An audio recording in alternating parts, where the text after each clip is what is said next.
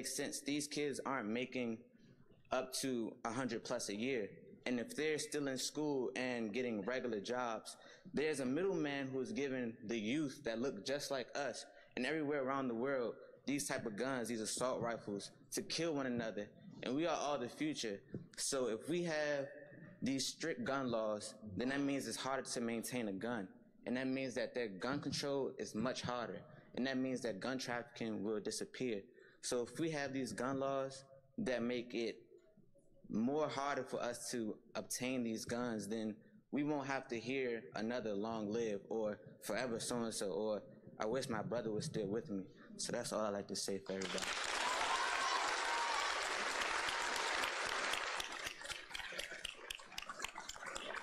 Warriors, you are the most amazing students in the city. You are the most amazing students in the country, and you have made all of us so proud. I would like for you to give yourselves a gigantic round of applause.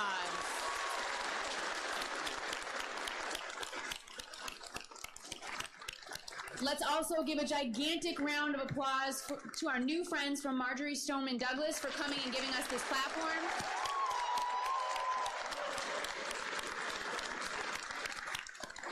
We'd also like to acknowledge the families of both Paris Brown and Zaire Kelly who are with us here today.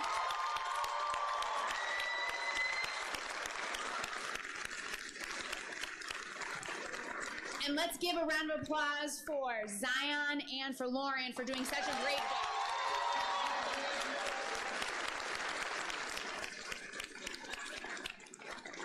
So I'm going to give some directions now. We're going to transition now out of our rally. I want to say that we still need permission slips. If you want to go to the rally together, juniors and seniors got them. Today after lunch, we'll distribute them to 10th graders. We hope that you will show up and show out, and it will be a really great continuation of the excitement today. So what I'm going to do is I'm going to ask our press corps, so our 5 students who are working with the media, if you could please kindly exit the stage and meet Ms. Pohl in the back corner over there. And then the first group that I'm going to dismiss, what we're going to do is you're going to go back to your locker room and we're going to dismiss directly to 7th period or first lunch. Our 11th and 12th graders, I'm going to ask you to show us that you're here. And now transition to first lunch. You can head over to the back of the main building. Only 11th and 12th graders.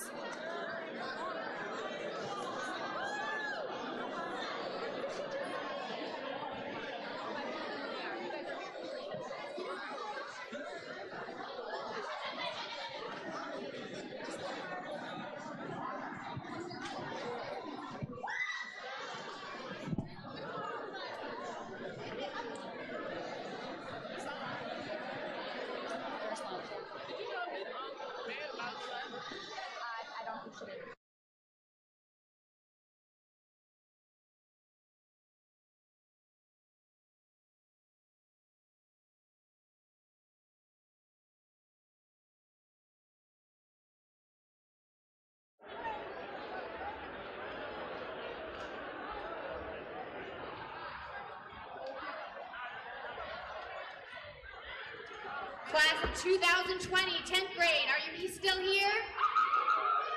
Wait a minute, I didn't hear any noise. Are you here?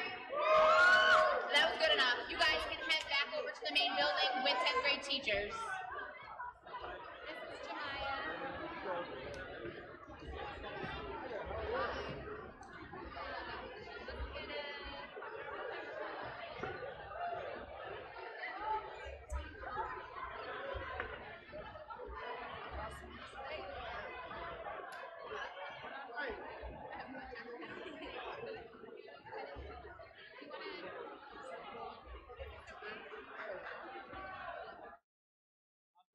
Of the vote we're about to take is about real life, flesh and blood.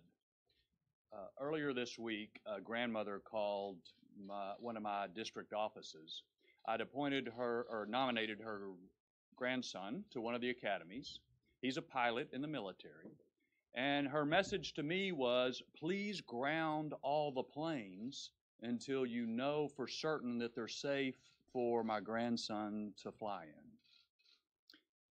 Understandable, given the terrible accidents as recently as last week. Well, the bill we're about to vote on turns the corner in fixing our planes and ships and readiness, and it also sends a very strong message to allies and adversaries alike that the United States is going to stand up and defend ourselves. And that's more important because it's something we're doing than just the things that we're saying.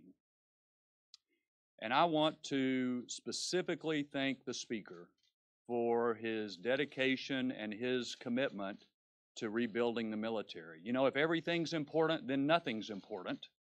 And throughout this process, fixing our military has been the most important thing, the most important priority that the Speaker has worked toward. I think it's the most important thing in this bill. I think defending the country is the most important thing that the federal government does. And there's at least one grandmother in Texas who is very grateful for what we're about to do for her grandson and for his colleagues. Mr. Speaker. Thank you, Matt. Well, I want to start by thanking you, Mac, Chairman Thornberry, for joining me today, but also for your leadership on this issue. No one knows the issues surrounding our military and the needs better than Mac Thornberry. He knows what's at stake in this funding bill. As Secretary Mattis has discussed it, he's come here so many times with various hearings and testimony. The fundamental question that comes down in this bill is whether we're going to preserve the primacy of the American military in the 21st century. That's really what's going on right here. We have the greatest fighting force in the world, but we have asked them to do so much more with so much less for so long. Under the last administration, keeping a modern military force was simply not a priority, and the result has been a staggering readiness crisis that has cost us American lives. Today, we begin to reverse that damage. Yes, this bill is critical for many, many other reasons. This bill starts construction on the wall. It turns the Gateway decision over to the Trump administration. It funds our war on opioids. It invests in infrastructure. It funds school safety and mental health. But what this bill is ultimately about, what we fought for so long, is finally giving our military the tools and the resources it needs to do the job. Just last week, I mean, your networks covered this. Your networks covered this. Sorry, Scotty, you always get me there. Just last week, but we lost two naval aviators, F-18 pilots, off of Key West because of a training accident. We lost 7 service members in a helicopter crash in Western Iraq. 9 people last week alone because of equipment. We continue to lose more American personnel to accidents and training incidents than we do to enemy fire. That is just unacceptable. It comes back to resources and training. That's why this bill is so important. We provide the biggest increase in military funding in 15 years. We provide the biggest pay raise for our troops in 8 years. I've got buddies who have done 6, 7, 8 tours in combat, who leave their families home every time. One of my buddies from Janesville is over in Afghanistan right now. And, you know, I think these guys deserve, these men and women in harm's way deserve our support. They deserve the best equipment. They deserve the best training, the best resources, and they deserve a pay raise. And that's what we're getting them. We're boosting resources for training, for equipment, for maintenance, for base operations. This means new naval ships, new fighters, new Apache and Black Hawk helicopters. It means a stronger missile defense system. What all this adds up to is that we are rebuilding the American military and creating a 21st century fighting force. The threat of American military decline is now coming to an end. That is a promise that we made, along with this president, to the American people, and it is a promise that we are keeping today, and we're pleased to do so. Questions? Anna.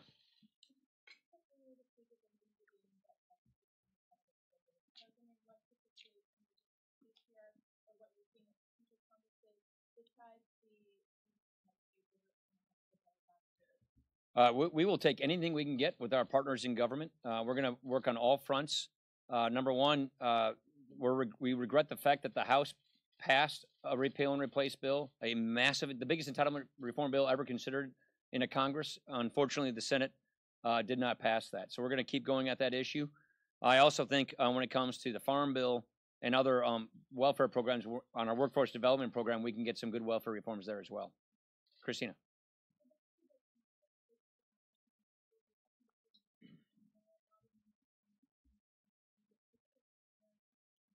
Well, the challenge is, first of all, did the process take longer than we had hoped this week? Yes, but it was a process where you had negotiations between Republicans and Democrats, House and the Senate.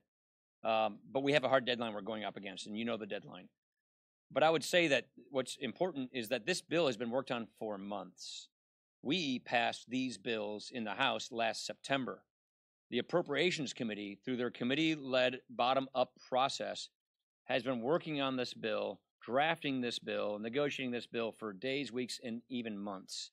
So it's not as if these are big surprises. So these things have been long works in progress. The finishing touches came out this week, and we have a hard deadline we're working up against. Let me just go over here, and then I'll come back over there. Casey.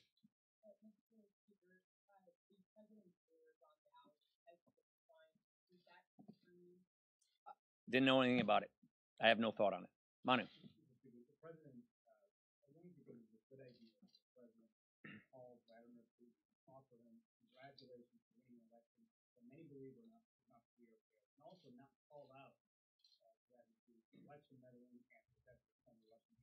Yeah, look, you know my thoughts about Vladimir Putin and Russia. They're a menace. Vladimir Putin does not respect democracy. He's trying to do everything he can to undermine democracies, not just ours, but all of our allies.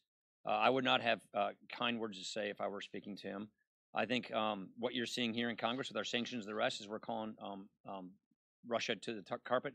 I don't know the content of that conversation, but my thoughts about Putin and Russia are pretty darn clear. Rachel. All right, good morning, guys, from the Fox 5 DC newsroom. Thanks for joining us on our live stream today. That was obviously just Speaker Paul Ryan in his weekly media address talking about the possible looming government shutdown for this weekend.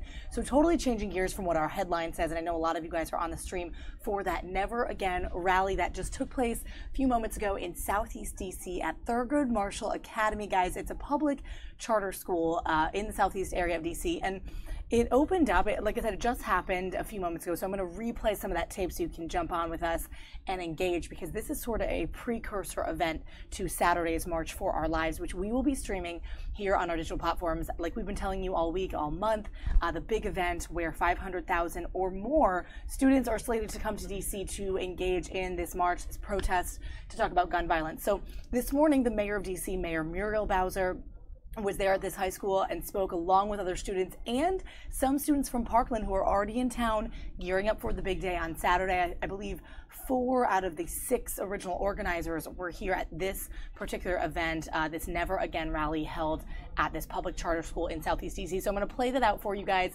Hope you're having a great Thursday. Happy Thursday to you. I'll be back. We're going to do a quick meeting actually about our digital stream on Saturday. We have a whole thing for you guys planned, so make sure you join with us for that on Saturday. But we're going to jump into that and kind of go over what we're going to be doing, covering that really from A to Z on Saturday with a ton of reporters down on the National Mall, you know, getting their clearance to be down there. There are a lot of road closures, a lot of things happening that day, so it's a tough day to kind of get around DC, but a lot of interesting things as well. I know Lyft is providing free rides. They're sort of sponsoring it in a way. There are performers performing on the mall to go kind of in tandem with the students. So take a look at this precursor event. This just happened a few moments ago at a high school in Southeast DC, and it opens up with the mayor giving some brief words.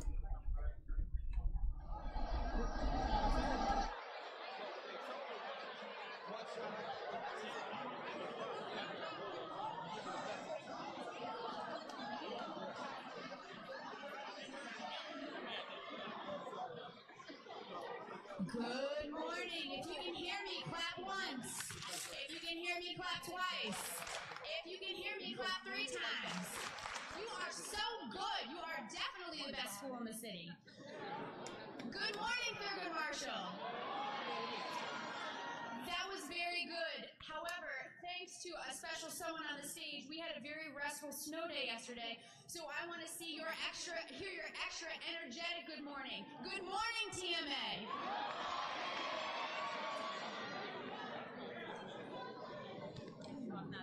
Thank you so much for being here and for your energy this morning. I'll wait till volume is at level 0. Thank you. So this is a very exciting and important morning for us warriors. Our school is remarkable and incredible for so many reasons, the most important being you. You make this an incredible place. And one of the things that's different about our experience here is that we believe that it is our mission, that it is our job for every single student, every single one of you that graduates from our school, be prepared to be leaders not only in college and career, but to be leaders and change agents in every single community that you join throughout your lives. And so this morning is a celebration and a testament to who you are and to the work that you have done together as students. In times of great grief and personal sadness, you have come together and you have held to each other, and you have used that grief to energize and ask for change, and have caught the attention of the nation. And so this morning we're going to be joined by some new friends and allies in collaborating to ask for change, change that you want, that you are asking for to make our communities safe for all of us. And it's going to be fantastic. But before we turn it over to our student leaders, we are joined by a very important adult leader who is here to welcome and kick off our morning. Please give a very, very warm warrior welcome to our fantastic Mayor Muriel Bowser. Well, thank you, Thurgood Marshall. I want to just bring you greetings today and add on to what Ms. Salas said, that we are so very proud of you each and every day, and we have such high expectations about and for the leaders that you will become. I am sorry in many ways that you have to step up in leadership on this issue, but I am also grateful that it is you, the young people, that will lead the way, not only for our city, but for our entire nation, in making sure kids can be more safe in school, more safe in their neighborhoods, and more safe in our cities. We are having a real conversation about guns, how we can control guns, illegal guns, and violence in our cities. You're going to be working with your colleagues, high school students from around the nation, and talking about what the federal government needs to do to step up and demand common sense gun regulations that keeps kids and communities safe.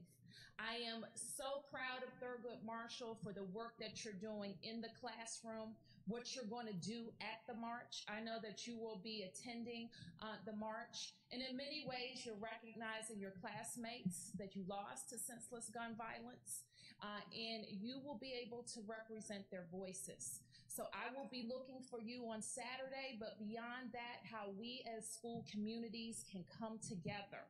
I was with some of your colleagues from Dunbar Senior High School today. They wrote a piece of legislation that they want us to work on and presenting to the Congress. There are common sense things that we can do, but we also have to remember, as fellow Washingtonians, to concentrate on our own families, our own neighborhoods, and our own schools, and make sure that we're not ever giving up on a single person, and that we're making sure that we're supporting families in every way that we can so that they too can be safe right here. Now, I know you have some incredible teachers here at Thurgood Marshall, right? Let's hear it for your teachers. And I know one of those very incredible teachers has been working with you to understand how you can influence this process and focus on making your school and our neighborhood safer. So let's give a big welcome to Ms. Lee.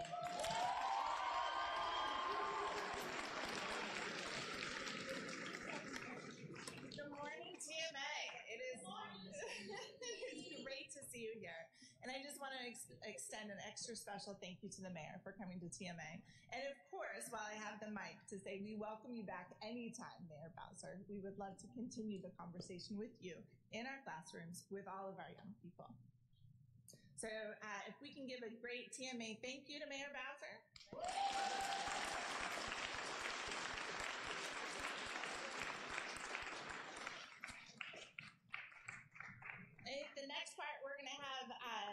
behind the stage will have joined with our new friends in Parkland and some of your peers to stand with them. So I'm going to give some directions, and you're so good with directions. This is going to be fantastic, okay? So the spirit of this is that it's not adults, right? It's students led by students, speaking with students, students, right? So all the adults are going to get off the stage. So I need to, and we're going to have a little bit of a break because we're going to be joined by our new friends from Marjorie Stoneman and also a huge chunk of our juniors and seniors on stage. So we're going to have probably about like a 4-minute break. And after that break, I'm going to need to, like a silent ninja, be able to call us all to silence without a microphone, okay? So we're going to try this now. What we're going to do is, when it's time for us to come to zero, right, to volume level 0, we're going to use the silent hand. So as you see hands go up, your hands should go up, and then all of the adults in the room, can I have your hands up? When I start to count down, they're also going to count down, and by the time we get to 1 and you see the fist, what should we hear? Nothing. You got it. Okay, so let's try it. Ready? So when I say 2 and not until I say 2, I'm going to ask you to show with applause and volume and singing and cheering and whatever the spirit moves you in noise to make, to show us how excited you are about the opportunity to share your stories with the world. Ready? And then, to bring you to 0, we're going to practice the silent hand and countdown, okay? Ready? So let me hear your excitement in 1, 2, 3.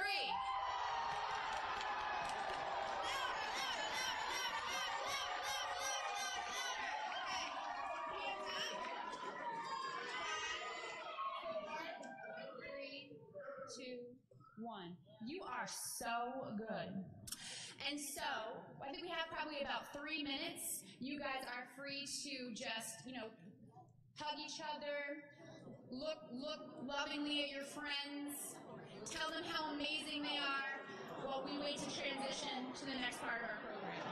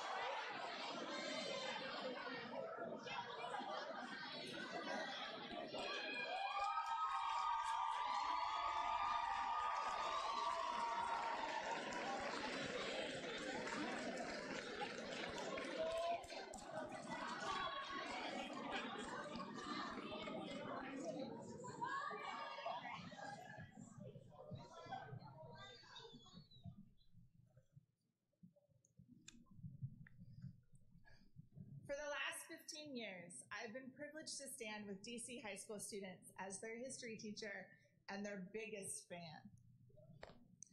Last week, when students took to the streets and walked out of schools across the country to bring awareness to gun violence, I read headline after headline about how amazing young people are, how powerful their voices are, how important it is that they're speaking up. But this wasn't headline news for me. I've known all along that young people are a force to be reckoned with, that their ideas are powerful, not because they're young, but because they are right. I have always known that if change was ever going to happen, it would be because of their voice, demanding us to be better people, working towards a more fair and equitable world for us all to live in. 5 weeks ago, I sat with my friend Robin after a MCFA Challenge teacher meeting and wept about the news following the tragic shooting in Parkland, Florida. I cried for the loss of the 17 lives, for the teachers who pushed aside their own grief to comfort their students, and for my own fear in having the hard conversations in my classrooms around why my students didn't get the same response from the media as the Parkland students did. As Robin comforted me, she asked me what she could do. My response was that I wanted TMA students to be in the same room with Parkland students so they could understand each other's stories and recognize that they are fighting the same fight. Little did I know then that the ask that I made that day 5 weeks ago would be coming true today. It may seem like this story started when Zion was asked if he would share his story at the March for Our Lives, and he bravely said yes. It may seem like today happened because the Parkland students made it a priority to spend time with DC students to understand how guns impact us on a daily basis. But this story actually starts long before those moments. Every time you choose to get up when the alarm goes off and come to school, despite the fear you feel traveling across the city or even being in school, you are a part of this story. Every time you choose to bravely take an opportunity to experience something new, despite feeling pushed out of your comfort zone, you become a part of this story. Those are the moments of resistance that students in every city make every day that have prepared you for the fight before you. My hope as we all work together to make all communities safer is not only that laws are changed, but that lives are changed. That once what felt like a hopeless conversation now feels possible. And that the example that is led by those on this stage and in this audience set a precedent for us all. That true power comes when those who are in the spotlight help shine the light on those who often feel forgotten. This is a world I believe in, and I will gladly stand with you as you lead us there. It is my honor and privilege to introduce two of our TMA warriors who inspire me every day. Please welcome Zion and Lauren.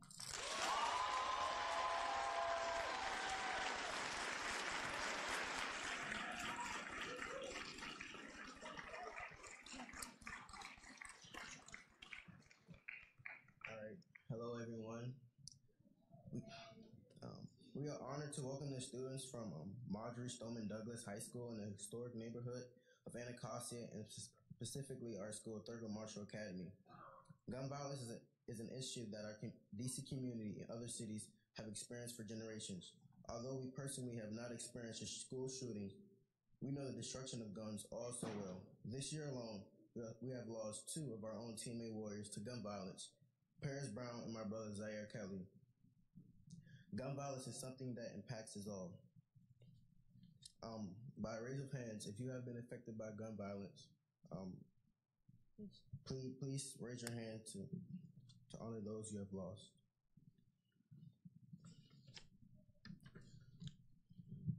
All right. As you can see, living in this city forces us to deal with the impact of guns on a daily basis.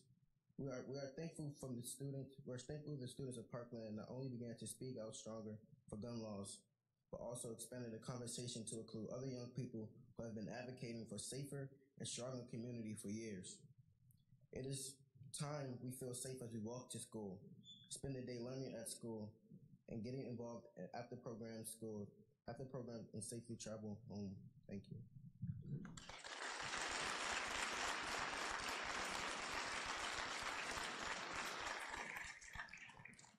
The students from Marjorie Stoneman Douglas High School lost 17 members of their community in one deadly shooting. We have too lost just as many friends and family members to gun violence. It is our shared grief of our loved ones that we stand united in this call to action. I would now like to introduce our guests from Marjorie Stoneman.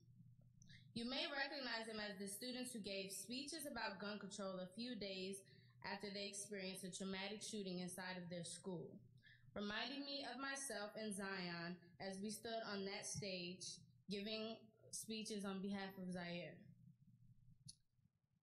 Their speeches and tweets have gone viral and created new opportunities to amplify the voices of young people. I am overjoyed for them as I feel like they are one of us. For the simple fact, students at our school have been fighting for this amount of attention for months. David Hogg is a new friend and ally in our work to make our community safer. He was also a student and student journalist at Marjorie Stoneman Douglas that reported live from the shooting while it happened. After sharing his story nationally, he declared that he would not return to his high school, remaining on strike until sensible gun legislation was passed. After meeting these students this morning, I am hopeful that as we join forces, we will all take action to see the changes we are calling for. Please welcome all of our new friends from Marjorie Stoneman Douglas.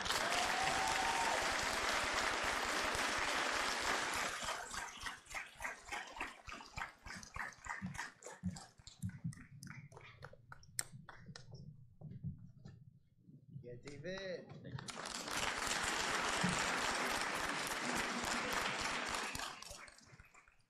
So we're here today in DC, not only for our march, but to make sure that each and every single American that's out here that has been affected by gun violence, that have seen the loss of their brothers, their sisters, their mothers, their parents, and their boyfriends too. We've seen again and again the media focus on school shootings and oftentimes be biased towards white privileged students. Many of these communities are disproportionately affected by gun violence, but they don't get the same share of media attention that we do. It's important as people of the American society and people in the media recognize this inequality and that we work to solve it.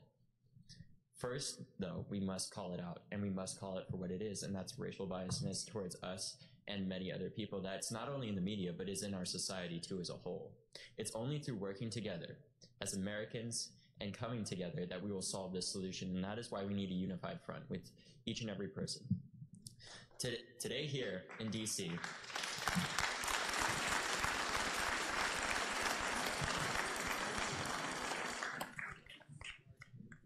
hearing the stories of so many people that have been affected by gun violence, especially in an amazing place like DC, where you would think where children, brothers, sisters, and so many others that are the future of our country are dying, you would think that these politicians would take action and not just make empty promises like I've heard they've done in the past and that they've done with us too, but actually take action, not only for us, but for the future of America and DC and children everywhere.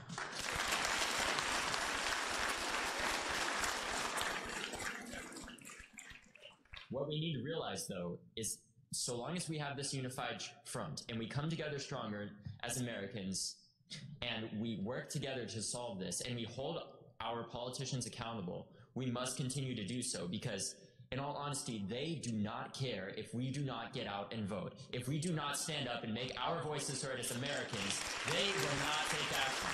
We have to make our voices heard. I want to make sure that these students too get their chance to speak because their voices are just as important as mine, because no matter what your race, creed, ethnicity, religion, or class, at the end of the day, we're all Americans and we all suffer the same. We all bleed the same red blood. So I want to leave you on this final note. If you're out there listening right now and you think that this is something that can and will not affect you, I want to inform you that I thought that too. I thought that even though I knew about these topics and I've been debating them for the past 4 years through speech and debate, that this wouldn't affect me. And it was through the realization that it would that I only stood up and took action. But now we together as Americans, regardless of whether or not you've been affected, regardless of what your race is, regardless of your ethnicity or religion, we must stand up together as a unified front as Americans and fight for change because no one else will. Thank you.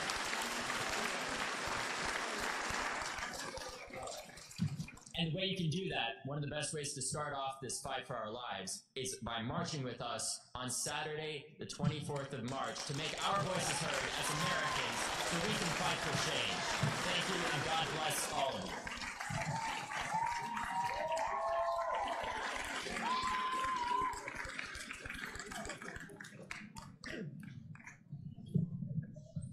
Hello. What's up, guys? I'm Alfonso. David's really smart. I'm just kind of comedic relief, so don't worry. So, on a realer note, this past Valentine's Day, all the people at my school or my community lost someone. And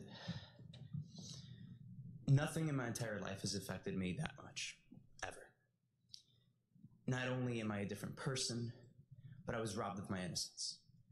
I no longer get to go home and just be a normal kid. And I know you guys are going through the exact same thing. You just don't have the platform. People aren't listening to you. They just don't even care.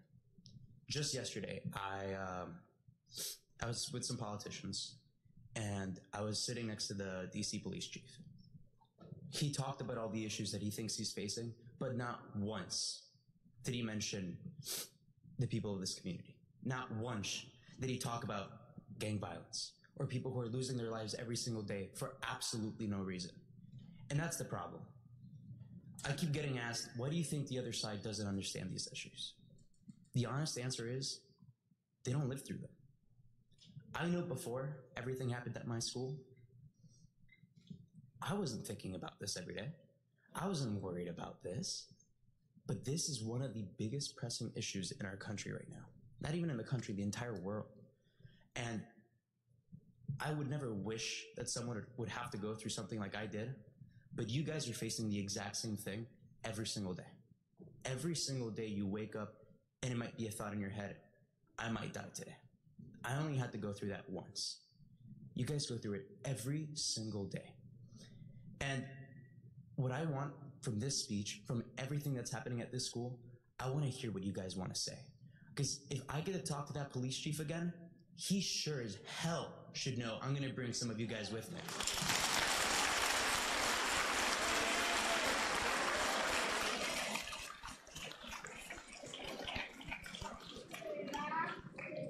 If I get to speak to him again, your voices not only will be heard, must be listened to. This isn't a discussion anymore. This is action, because that's what we need. We keep talking about politicians being held accountable, but the responsibility is on us. Sadly, the system has been made in that way. We have to go through the pain. We have to go through all the semantics and all the things that are limiting us. But if we put our nose to the grind and we work every single day, not only us, but you guys, I can't express this enough. You guys are so much more important than I am. I am so insignificant. I am just a 16-year-old kid from Parkland, Florida. Yeah, I'm 16. I know. Sorry. But on a serious note,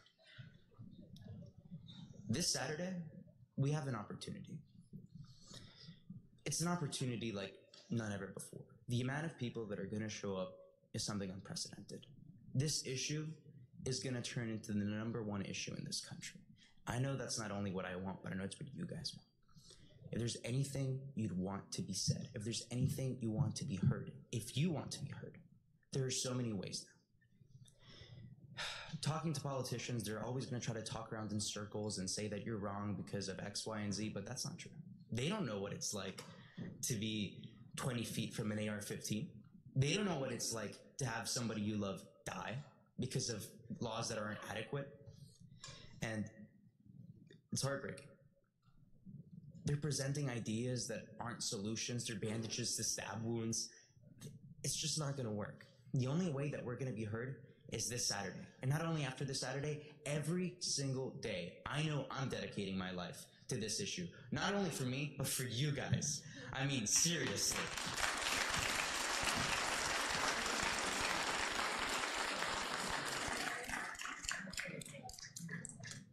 By the way, next up, I'd like to introduce Cameron Caskey. He's pretty chill. So, I don't have too much to say. Us here at Stoneman Douglas are here to listen and learn from you guys. You've heard us.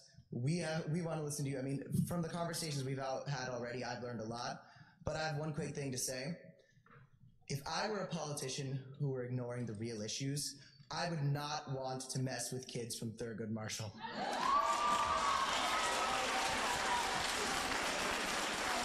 So as the students from Thurgood Marshall, you guys have one really special thing you could do here, which is unite. Unite Maryland, Virginia, everybody in these surrounding communities. The thing is, something I've learned recently that I never thought would be true was that if we don't let them off the hook, there's no running away from us. We are the youth, we are the students, we are the ones who are being educated. Now it's time for them to get educated by us.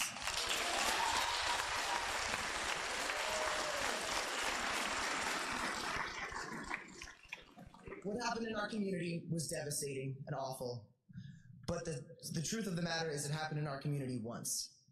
You guys are the experts on this. This is a war you've been thrust into your entire lives and you've been ignored. Well, they can't run away from us now and they won't. So anytime an elected official says they won't meet with you, anytime an elected official says they'll meet with you and then doesn't, anytime somebody doesn't listen, that doesn't mean you stop there. That means you fight even harder and you say, okay, see you next week. Thank you all so much for having us.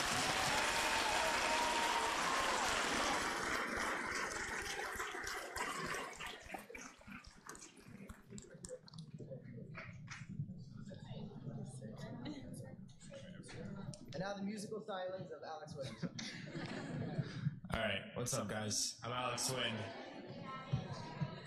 So, there are so many people out there that they want to attack us by saying, you're not thinking about other people, you're just thinking about yourselves. And to them I say, look at this crowd. Look at what we're doing right now. Because this is not about Parkland, this is about the world, this is about the country. Because bullets do not discriminate. The issue is that people think that this is about, politicians, and people think that this is about politics and Democrats and Republicans and making sure that, we get all the opposition out of there. But it's about making sure that people are safe in this country. It's not about the adults, it's about the kids, because we are the future. If they're not going to make the change, then we're going to have to go out there and do it ourselves. Am I right? At the end of the day, it's not about black or white. It's not about blue or red. It's about life or death, and we need to choose life. How many of you are going to be marching this Saturday? That's what I like to hear. That's what I like to hear. I'll see you all there, right? All right.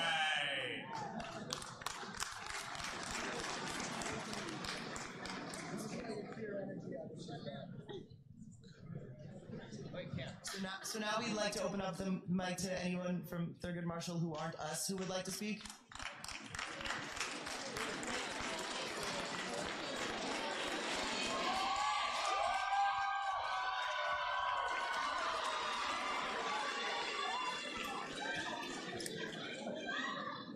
Hi. So, what I want to say to you all is that it doesn't matter who you're arguing with at the moment. It doesn't matter who you aren't friends with at the moment. It matters what we do next and our next step. Our school was racked with 2 tragedies this year. It's not okay. We have elected officials whose purpose it is to help us, and they aren't doing their jobs. And it's time that we call them out for what they're not doing. So,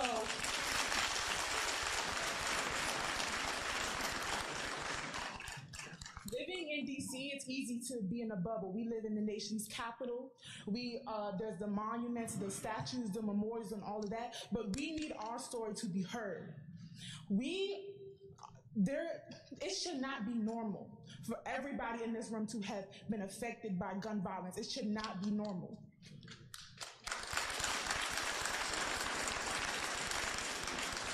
It's time for our elected officials to pay attention to us and to what we have to say, because we are the next generation and we have the power. So.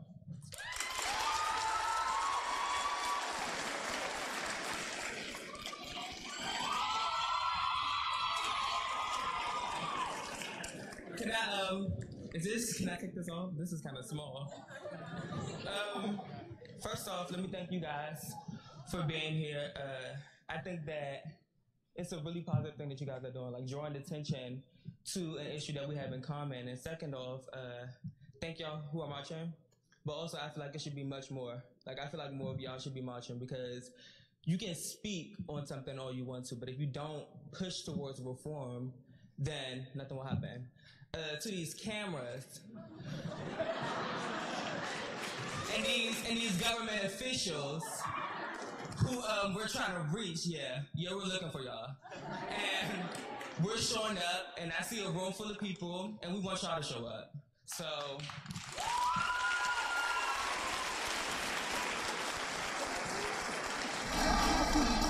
Hi. I just want to say 3 things. Register, educate, vote. That is how we're going to get there. And I want to thank everyone here for coming out. I want to thank the cameras. I want to thank the students so much for teaching us so much. And I hope to see you all Saturday. Thank you so much.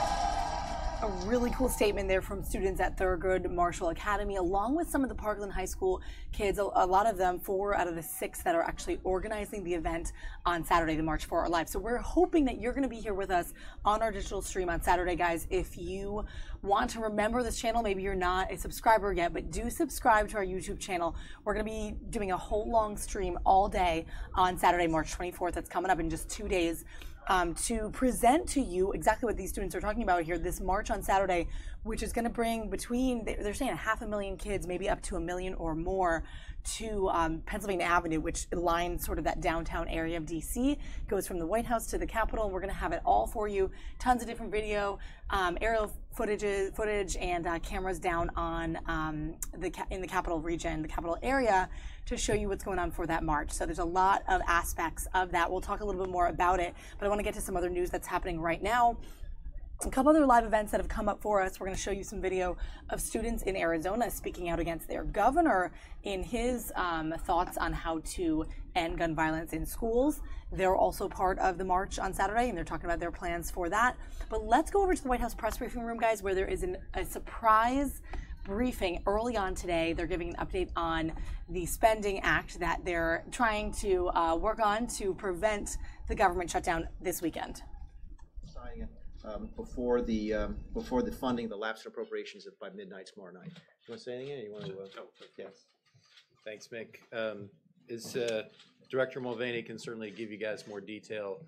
His team puts together a budget that submits to Congress in February.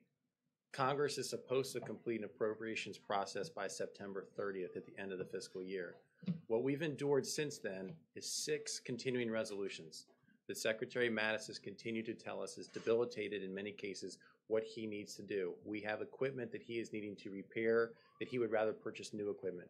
We have one of the greatest priorities here was to rebuild the military, and this bill will provide the largest year-over-year increase in defense spending since World War II. It'll be the largest increase for our men and women in uniform in salary in the last 10 years. Additionally, it provides, as we've talked about, one of our signature priorities regarding $1.6 billion for the wall. It also provides a 10% increase for ICE's budget, as well as a 12% increase for DHS overall. A couple additional things that we were pleased this bill, as you know, after the tragic school shootings, there are a couple of legislative matters that we'd asked the Congress to adopt.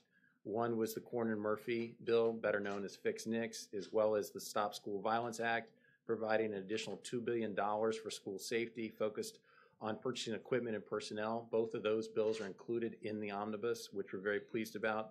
So as Mick outlined from the start, this process is one that certainly leaves a lot to be desired, and it's one in which the appropriations process in Congress has been broken now for 22 years.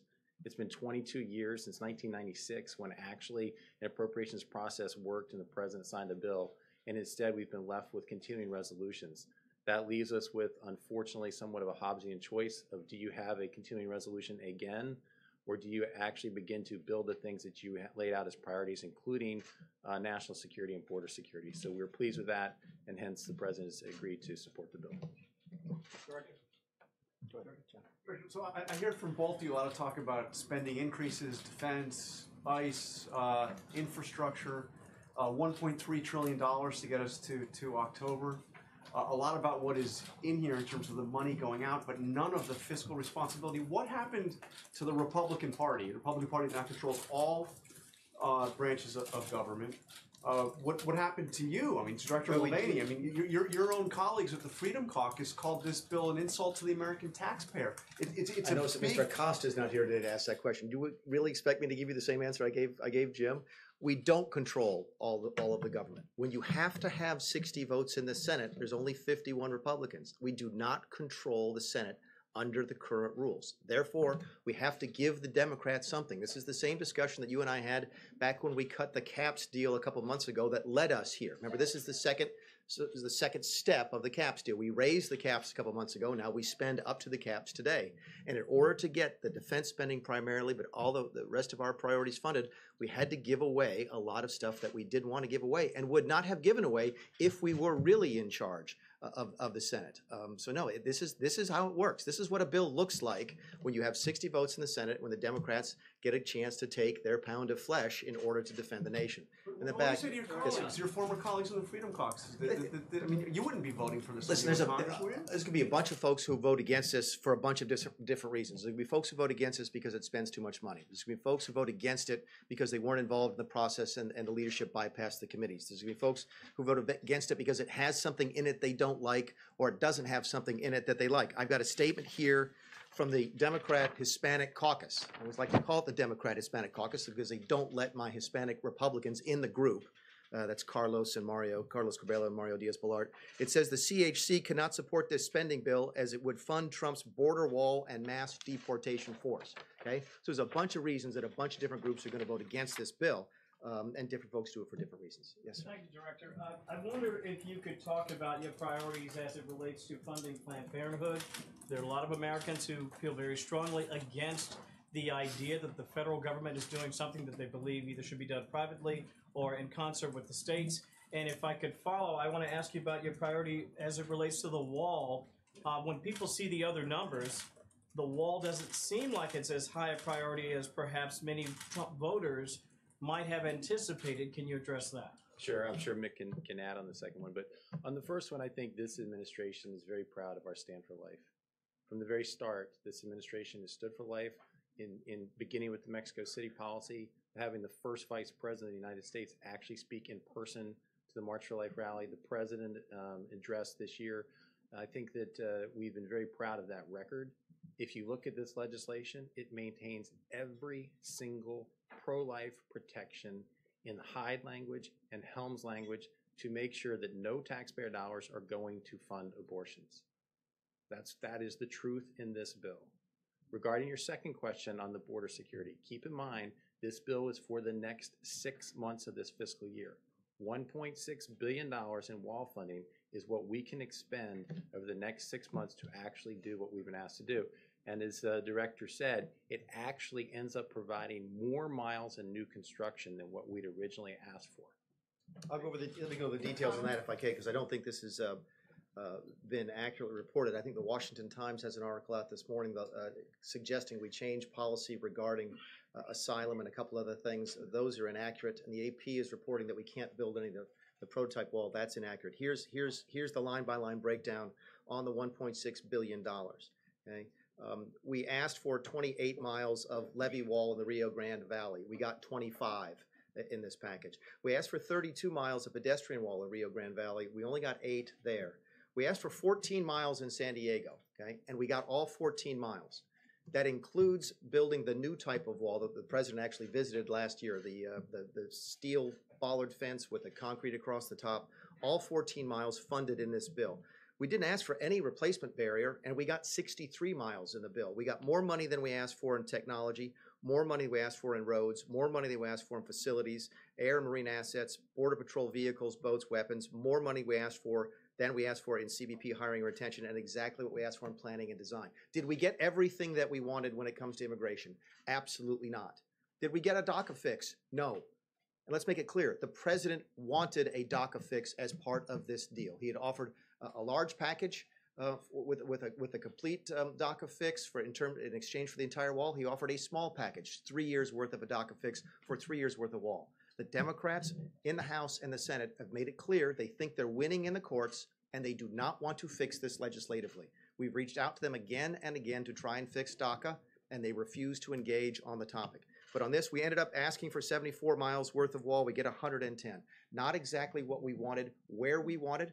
Congress chose to ignore some of the suggestions that the CBP made on where the best kind of wall should go, and that's unfortunate.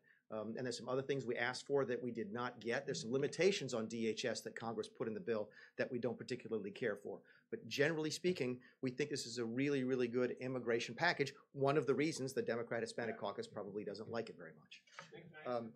The gentleman in the back, and then we'll go there and then there. Yes, sir. If you put on the 14 miles of San Diego, is that replacing something that's already there, adding to it as a secondary? Because I'm trying to understand how it is that in San Diego you don't have any type of wall at all. Yeah, well, in San Diego it's a secondary wall. So I don't know if have you ever been to the border in San Diego? So there's the wall right on the border, and then there's a secondary wall. There's a two-wall system with some roads on both sides, and this is the secondary wall, which would be another wall behind the first one, and it's the prototype. That's again, I don't know how to describe it. I don't know if it has a name, but it's the bollard wall, the steel wall with the concrete across the top with a rounded covering in order to prevent grappling hooks to go over. On February 12th, when you came in here, you said that really the only way to get a serious wall was if you got a DACA deal. Yeah. Is that still stand? Listen, we got 110 miles. We need 10 times that. I mean, we want the whole wall funded. You've heard the president say he wants $25 billion to finish the wall, and we would love to have that. I think what I said in February stands today, which is Congress will not give us that without a DACA fix, an immigration reform. And we want that, but they refuse to do it. Just a little more clarity on that piece, because I think it's somewhat been underreported as far as the president's commitment here. What was well covered, obviously, was the battle on the DACA fix earlier this winter. As part of the omnibus, the president put forward, said, if we're not going to be able to do the things that we want for larger immigration reform on chain migration and diversity lottery, then what I would look to do is to protect those who are in this country working hard who have DACA permits. Will you partner with me in doing that and funding the wall? Democrats said no. We came back after multiple additional conversations to something the Democrats had asked for previously, which was, will you give us 3 years of wall funding to keep these people here and protected for the next 3 years? The Democrats said no. What is clear at this point is the Democrats do not want a solution to this. This is a political weapon that they appreciate. They want to use the permit holders as political pawns in their game. And the president has tried to fix this problem and to solve it and has offered multiple different proposals, yielding in many ways where we started. But it is absolutely clear that the Democrats do no longer want a legislative solution to DACA. The Democrats said they never were interested in a short-term 2.5-year, 3-year deal for DACA recipients. Is that fair or not fair? We would be more than willing to negotiate on the terms of it as well. The Democrats have shut down each and every one of those conversations throughout the omnibus because they appreciate this as a political weapon. They do not want a solution to this problem. Gentleman here. One of the other items that you wanted regarding prospective immigration was some kind of limitation on spending for sanctuary cities. The president had an event on it just this week. As we flew to California last week, the senior administration officials said it had to be part of the omnibus. Yeah. It's not. How are you ever going to get that? It's disappointing to us that that's not, again, a lot of the policies that we wanted to see in immigration we did not get. We got a lot of the physical structure, a lot of the money that we wanted, but a lot of the policies that we didn't get. And I go back to the original point that I think if this was a Republican bill, it would be dramatically different. The House actually passed all 12 of their appropriations bills this year. I don't think the Senate passed a single one off the floor. But the House appropriations bill for DHS was actually pretty good and contained a lot of our policies. That's the difference when you have to deal with that rule in the Senate, where you have to buy Democrat votes by either giving them stuff that Republicans don't like or taking away things that we do like. So are you conceding that policy will never change? No, we're not conceding that in the least. And keep in mind, the Sanctuary Cities, a bill passed the House that we supported, and voters voted on the Senate with 54 votes. To Mick's earlier point, the way the Senate rules are constructed now is obviously requires 60. It does have a majority in the Senate. It does not yet have 60 votes. You will see the president continue to make this a priority, and we will continue to talk about things like what's happening in Oakland that I think the American people are very disturbed about. And so we continue to raise and elevate the importance of this issue. We hope we'll continue to get additional votes in the Senate. And thank you. This is for both of you. Two follow-ups. One, on DACA, do you concede, or are you prepared for the fact that it now stays in place through the midterms? Have you effectively lost your leverage on that issue? And number two, on the tariffs, is the president sparking a trade war? The president's going to speak. In fact, we're going to have to wrap up here in a few minutes because the president's going to speak on tariffs directly in just a couple. So we'll probably take just a couple more questions. So we won't speak to the tariffs. Let him speak for himself on that one. On the first question, this was, I think, the best chance to fix DACA before the midterm elections. And like Mark said, the president has been actively engaged in trying to encourage a DACA solution, permanent, short-term, whatever, so that this uncertainty that's caused by the varying court decisions could be put to rest. But the Democrats, as he mentioned, they want this as a political issue. So it's staying in place because a number of the president's core supporters want to see DACA done with. I think the president wants to figure out a way to solve this issue, and that has not changed. We'll go there, and that'll be our last question as we have to go. Thank you. Setting aside the barriers that are secondary walls and replacements for something that was already there, I think by your math, you've gotten 33 miles of new barrier where there was nothing there before. Okay, is that about right? Again, I can't confirm the. Given the numbers you've given us. Yeah, it's safe to say that of the 110 miles, not all of that is brand new. That was previously didn't have wall. Right. What you said was 25 miles of levee wall and 8 miles of new pedestrian wall. So 33 miles of barrier where there wasn't anything there before. Yeah. The president has said before he doesn't want to build a 1,900-mile wall, maybe half of it. Right. If you assume about half of it, at this rate, 33 miles in 6 months, it'll take you more than 14 years to complete the project he promised would be done in his first term. How do you square that with what his base expects? And if Congress would give us the money to do that, we would do it now.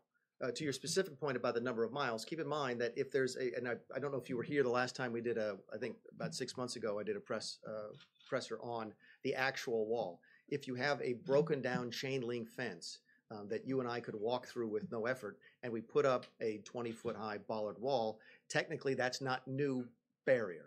Okay, but it is effectively a new barrier, so I don't think it's apples to apples when you say that there's only 33 miles of new material. But the bottom line is, if Congress will appropriate the money, we will build the wall today. What do you say to the president's supporters who say you guys didn't work hard enough to get that?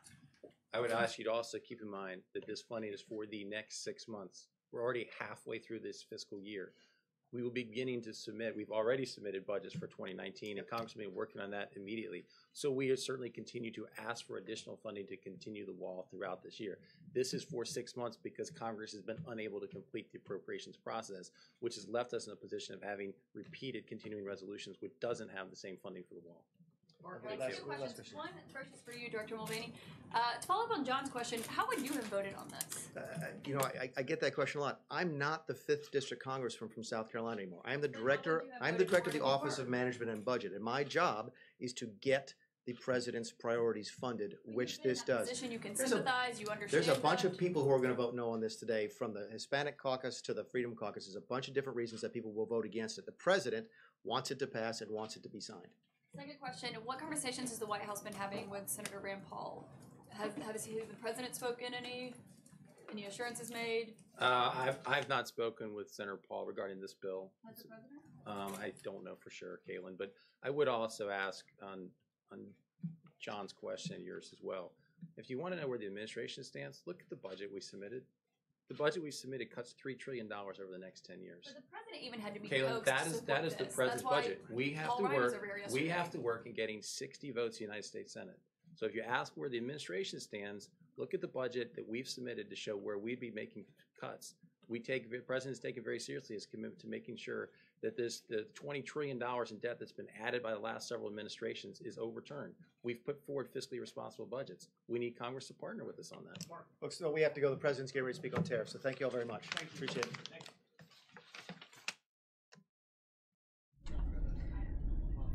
So guys, an early press briefing today there in the White House press briefing room to talk about spending and economics. Of course, this comes before the looming government shutdown this weekend. Now, Mick Mulvaney right there was mentioning President Trump is coming up next, so we're going to be watching our video feeds for that. He is signing a presidential memorandum targeting the aggression of China's economy. So we're going to be listening to that coming up. I actually have a bump shot just popped in.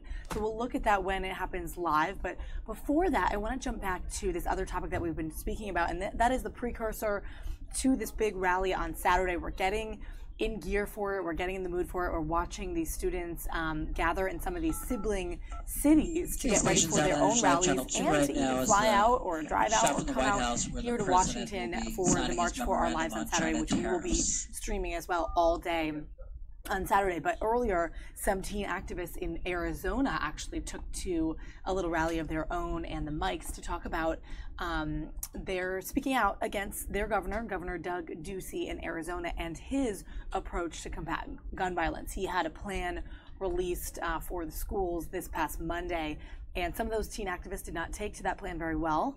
They provided an update to the rally on Saturday and also spoke out against what they're saying the governor is proposing for schools in their area. So we're going to check into that rally for just a moment here. And then when this comes up live, President to be signing his memorandum there on that table that you see in sort of the middle foreground there of the shot, we'll be taking that live to our air. So we'll wait for that.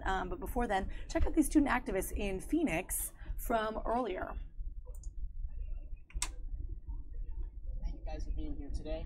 We're going to go over the logistics of the march, firsthand, parking, other things, and any other questions you may have about the details of what will be happening on Saturday. And then we will follow with a response to the governor's plan and events that happened today, in which I came to the Capitol to meet with, to hopefully try to meet with the Republican leadership, Democratic leadership, and the governor. And first up, we have Jacob Martinez. Hi, Jacob Martinez, Jacob Martinez, 16, Dobson High School, Junior.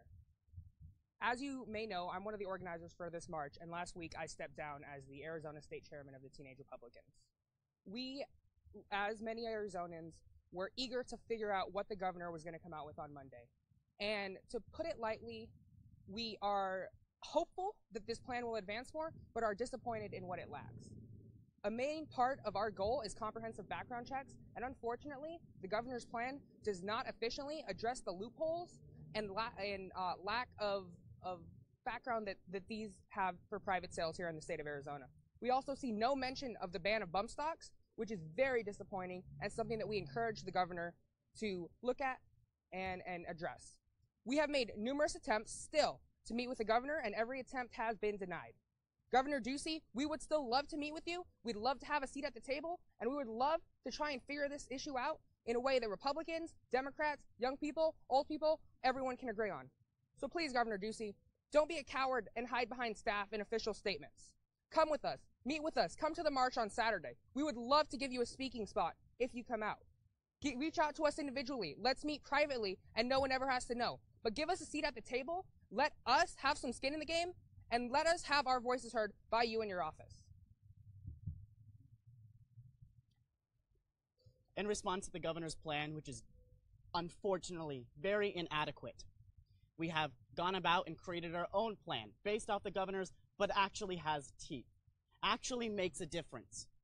States across the country, Republican, Democratic alike, are passing heavy reforms to address the issue of children dying in our schools, of people dying on the streets, of people dying at the hands of their loved ones because guns escalate situations that never needed to be escalated. we have revamped his plan and come out with the Gun Violence Prevention Plan, BS-free version. Unfortunately, it's obvious that the governor is just trying to appease independent voters by creating a... This has been long in the making. You've heard many, many speeches by me and talks by me and interviews where I talk about unfair trade practices. We've lost, over a fairly short period of time, 60,000 factories in our country, closed, shuttered, gone. 6 million jobs at least, gone. And now they're starting to come back. You see what's happening with Chrysler, with Foxconn, with so many other companies wanting to come back into the United States. But we have one particular problem, and I view them as a friend. I have tremendous respect for President Xi. We have a great relationship. They're helping us a lot in North Korea, and that's China. But we have a trade deficit, depending on the way you calculate, of $504 billion. Now, some people would say it's really $375 billion. Many different ways of looking at it, but any way you look at it, it is the largest deficit of any country in the history of our world. It's out of control.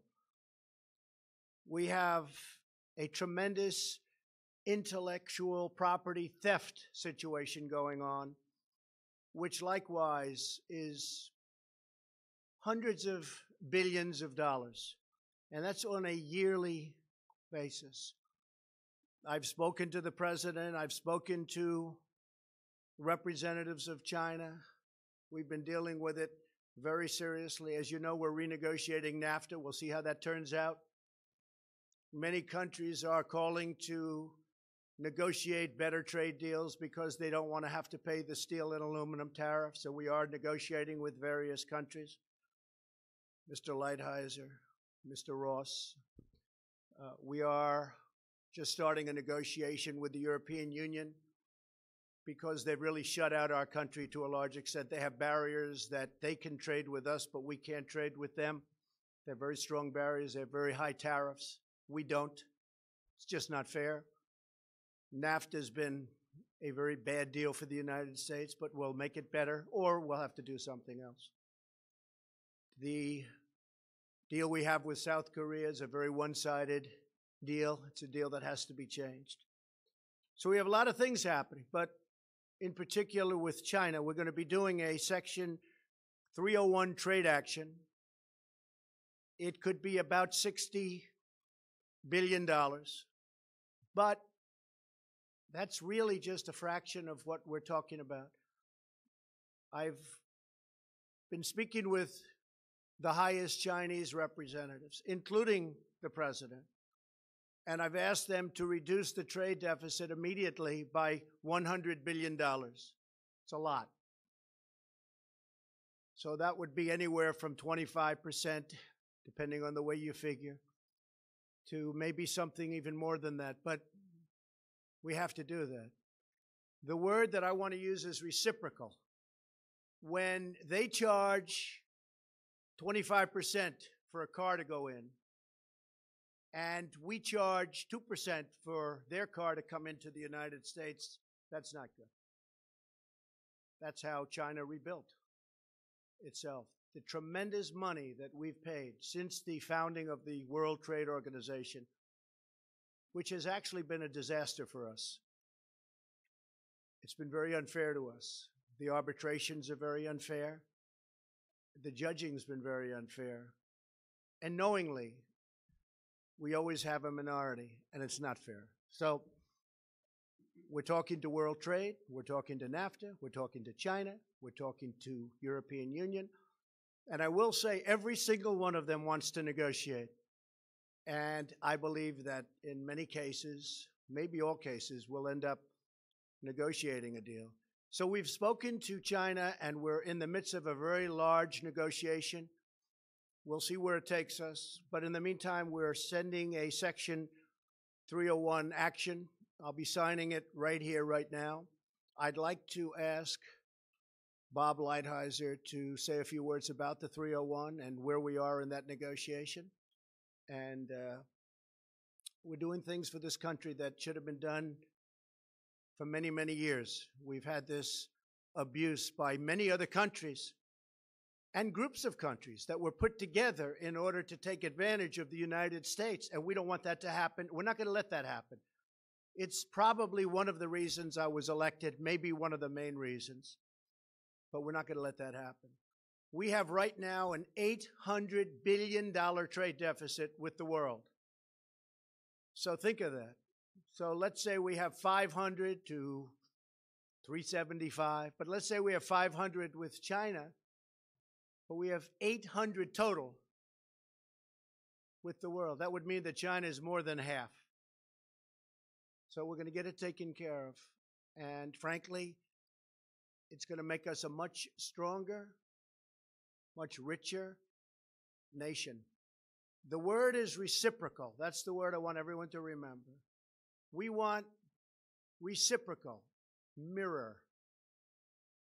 Some people call it a mirror tariff or a mirror tax.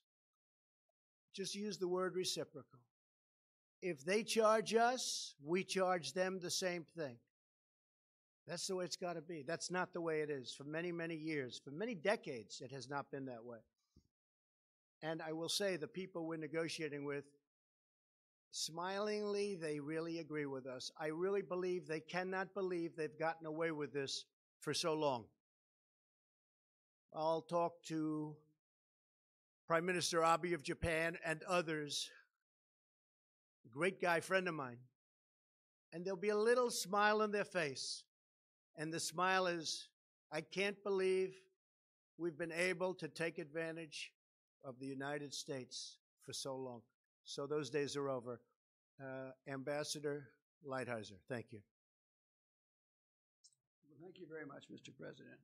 First of all, for those of you who don't know, Section 301 is a statute that gives substantial power, authority to the president to correct actions in certain circumstances where there's unfair acts, policies, or practices by our trading partners.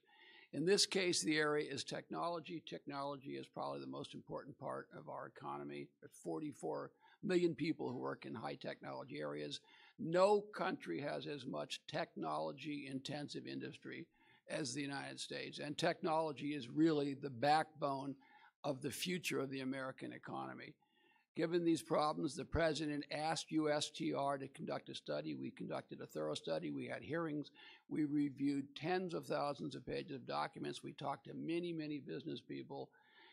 We had testimony, as I say, and we concluded that, in fact, China does have a policy of forced technology transfer, of requiring licensing at less than economic value, at state capitalism, wherein they go in and buy technology in the United States in non-economic ways, and then finally of cyber theft. The result of this has been that the president has analyzed it. We have a 200-page study which we'll put out, and he has concluded that we should put in place tariffs on appropriate products. We can explain later how we concluded what products they are, that we would put investment restrictions on China with respect to high technology, and that we'll file a WTO case because one of the actions here does involve a WTO violation. This is an extremely important action, very significant and very important for the future of the country, really across industries, and I would really like to thank you very much, Mr. President, for giving me the opportunity to work on it. Thank you very much, Secretary Ross. Intellectual property rights are our future, and it's no accident that in June of this year, the U.S. Patent and Trademark Office will issue its 10 millionth patent. 10 million patents. There's no country in the history of the world that remotely approaches that. So the steel and aluminum actions we've taken deal more or less with the present. This action on intellectual property rights deals with the future. So we're trying to solve both today's problem and problems that otherwise will be forthcoming. That's why these actions are so important and so important in unison with each other. We will end up negotiating these things rather than fighting over them, in my view. Mike Pence, would you like to say something? Thank you, Mr. President, and to all our honored guests. Today's action sends a clear message that this president and our entire administration are determined to put American jobs and American workers first. The action the president will take today under Section 301 also makes it clear that the era of economic surrender is over. The United States of America is taking targeted and focused action to protect not only American jobs, but America's technology, which will power and drive an innovation economy for decades to come. It is just one more step of a promise made and a promise kept by President Trump. So we'll sign right now. I just want to let everybody know, just for a second time, that we are in the midst of very major and very positive negotiations. Positive for the United States, and actually very positive for other countries also. We have some of our great business leaders and leaders, period, right behind me. I may ask Marilyn Lockheed, the leading woman's business executive in this country, according to many. And we buy billions and billions of dollars worth of that beautiful F-35. It's stealth. You cannot see it. Is that correct? That's correct. Better be correct, right? Absolutely. Marilyn, please say a few words. Well, thank you, Mr. President. I would just say that this is a very important moment for our country in that we are addressing what is a critical area for the aerospace and defense industry, and that is protecting our intellectual property. As has been expressed, that is a threat to us if we have that stolen from our companies, because that is the lifeblood of our companies. And so we very much welcome this action on the part of the Trump administration and the President of the United States. Thank you. Thank you, Marilyn.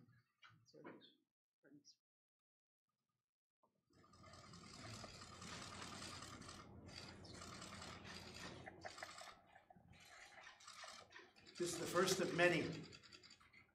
This is number one, but this is the first of many.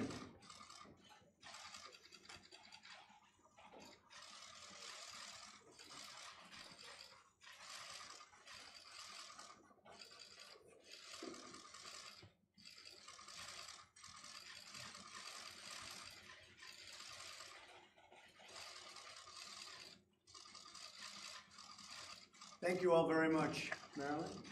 Thank you, Mr. President. Thank you very much. Would you like to testify to Special Counsel Robert Mueller, sir? Thank you. Your lawyer, John Cal, resigned today. President.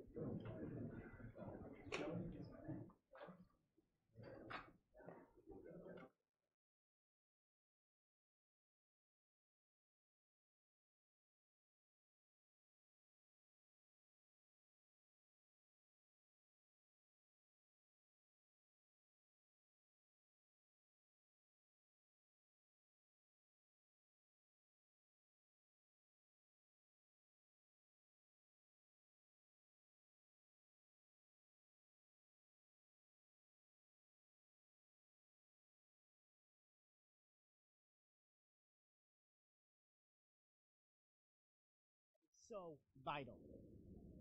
His plan, fortunately, includes stop orders, which are very, very great, a great policy, but unfortunately it would not address the issue, because a judge can take away guns from someone who is about to hurt themselves or others, but they can still go buy a gun from a gun show. They can ignore a judge order because there are not background checks at every point of sale. He calls on an increase of mental health, and we applaud him for taking our concerns. But the amount that he wants to fund is just not enough. I've heard $9 million or somewhere in that range, and that is just not enough to even put a counselor at every school in Arizona.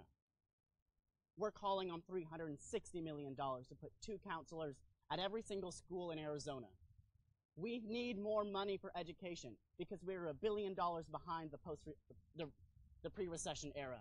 And having good education, good educators, good administrators are vital to identifying kids who are suffering, who are depressed, who are coming to the climactic moment of possibly hurting themselves or others. Our plan also includes smart response, which does not include SROs or arming teachers, but rather calls on schools addressing and planning on the event of an emergency. And we applaud Ducey on his plan to work with DPS on this. But arming teachers is not the issue here. We need to focus on counselors, on closing the loopholes. Additionally, we call on Governor Ducey to spearhead a culture of gun safety, because in too many school shootings, children who are suffering were able to get their hands on their parents' weapons much too easily because there's just not enough education on how responsible gun owners can keep their weapons away from children, away from those who may use them to harm. These are not programs that infringe on Second Amendment rights, but rather encourage gun owners to voluntarily adhere to responsible ownership standards. Additionally, we're calling on a following of President Trump's leadership on banning bump stocks, because it is just common sense. Our plan here, it looks very similar to the governor's plan, except it actually has teeth. Today, I met with Democratic leadership from the House and Senate and brought my plan to their attention. They have overwhelming support for our causes and our policies that we are trying to push. Unfortunately, Republicans refused to meet with us, as did the governor. We hope that they will be receptive to our efforts to meet and to have dialogue and to push for policy that will actually make a difference. I have sat down and had my assurances that the House Democrats and House and Senate Democrats will not budge on his plan as it sits because it just does not do enough. Thank you. My name is Samantha Leckberg, SamanthaLeckberg. I'm 16 years old. Now on to the details of the Phoenix March for Our Lives event on Saturday. Prior to 8 a.m., the lead organizers will be setting up our staging areas and booths. At 8 a.m., we will request that our team leaders show up for a debriefing. At 9 a.m., all other volunteers need to show up so their designated stations can be under supervision at all times. Promptly at 10 a.m., our speakers and performers will start. At 11 a.m., the streets will be fully closed down and we will start marching. Our parking details will be released later tonight. From 11 a.m. to 2 p.m., our attendees are welcome to continue marching, visit one of our several voter registration booths, various informational booths, or go to the Wesley Bolin parking lot for our food vendors. This event will be over promptly at 2 p.m. Handicapped and bus parking will be behind the Capitol building. Volunteer check-in will be in that same parking lot. Press parking will be in the south parking lot of Wesley Bolin Park. Please keep in mind that you will be unable to enter this parking lot after 9 a.m. and you will be unable to exit until the roads are opened back up at 2 p.m. At this event, we will have speakers, and I'm going to list off their names. Jerry Hills is the founder of Arizonans for Gun Safety, and she will be speaking. Molly Jimerson is a victim of gun violence, and she will also be speaking.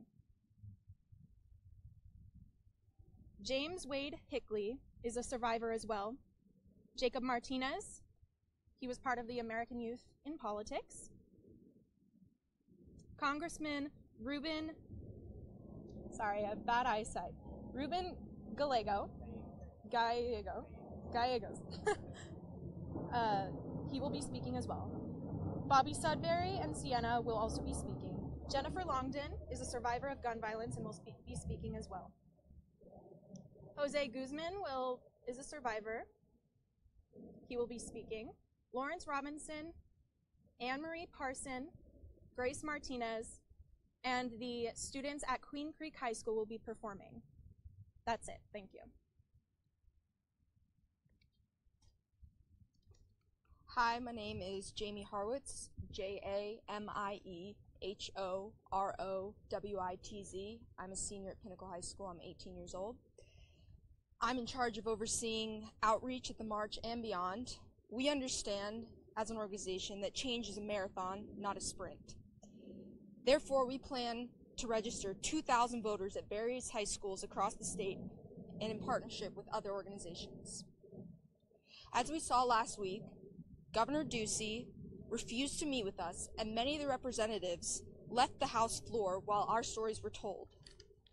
There's a large constituency of voters being unheard.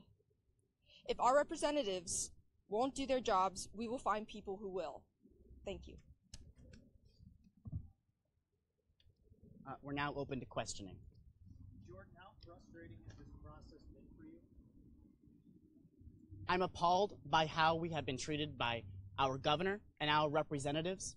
This has been nothing but an uphill battle, and it shouldn't be, because we are the victims of gun violence. We are the victims of school shootings. We should be the ones that they come to first when they want to talk about how they can reform and make our schools safer, because no one knows what it's like more than the students themselves. Hi guys, jumping in here from the newsroom, you'll notice we have the box right below my face here of the State Department, where Rex Tillerson will be bidding farewell. He'll be presenting his farewell address to State Department employees and members and staff inside the State Department there. That will be live coming up.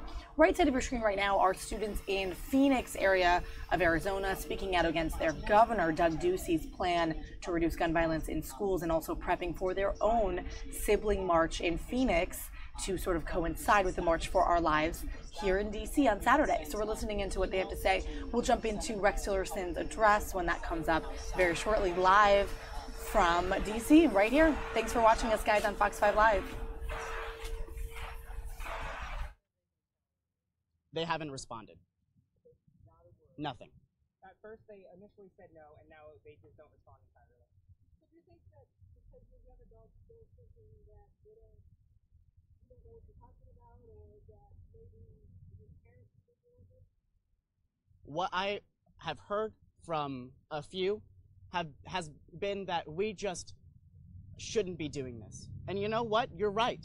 We shouldn't be out on the streets protesting. We shouldn't be down here at the legislature lobbying. We should be in school focusing on our grades. But unfortunately, the people who are supposed to be doing that aren't. We are doing this because the people whose job it is to protect us and create legislation that keeps the million students in Arizona safe are not following through on what they were elected to do. And that's why we're here. That's why we're here today, to meet with them and ask them, why isn't anything being done?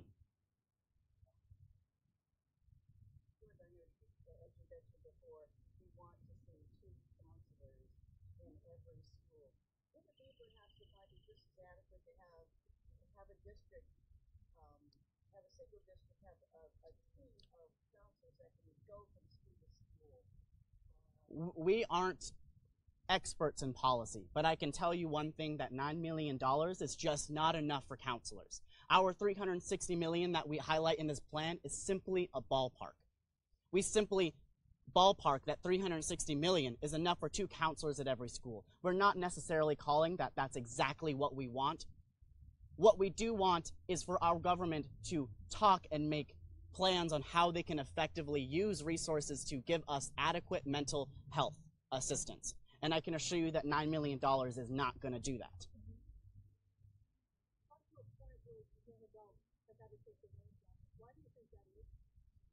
I think it's because the NRA and the Citizens Defense League has entrenched themselves so deep. I think it's because representatives and our government has ignored this issue for 20 years, and they think that they can just continue to do that moving forward. This is now the time that it stops. We are done. We are done being the victims, and we refuse to be put in danger because of the acts of the Citizens Defense League and the NRA. What do you expect from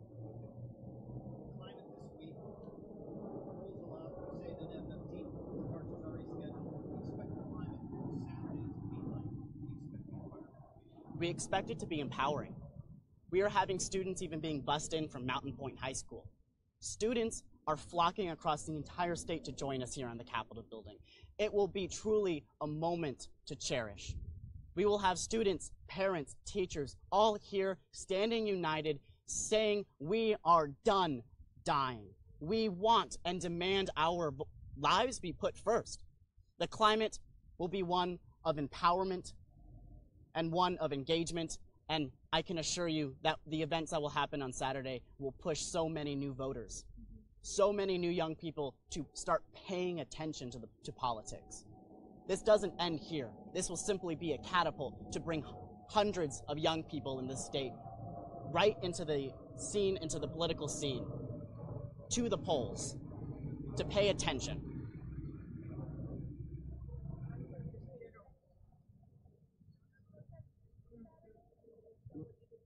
We are anticipating armed counter-protesters, and we are letting them be, because they have a right to protest. They have a right to have their arms wielded. Arizona law does not prohibit that, unfortunately, and we will respect that. We do not want to have any confrontation, and we encourage everyone attending the march to simply ignore them. They are here to cause fights. They are here to make you look bad, and I call on you to just simply ignore them, because yelling at them will simply escalate this. Yelling at them will not solve the problem. Yelling at our legislators and voting will solve the problem. General criticism of, on ideological grounds, you'll hear stuff from the right and say that this whole movement is just a left-wing movement. What do you say about that? That's just not false. This has been run entirely by young people. This has been facilitated by high school students across the valley, and it's not our fault that the Republicans won't talk to us. It seems like we're just a bunch of left kids, when in reality, we're only having conversations with Democrats because they're the only ones who will talk to us. We want to talk to Republicans. We have been aggressive in making meetings with the governor. We have been aggressive in trying to talk with our Republican representatives. We aren't discriminating on partisan lines. We just want policy.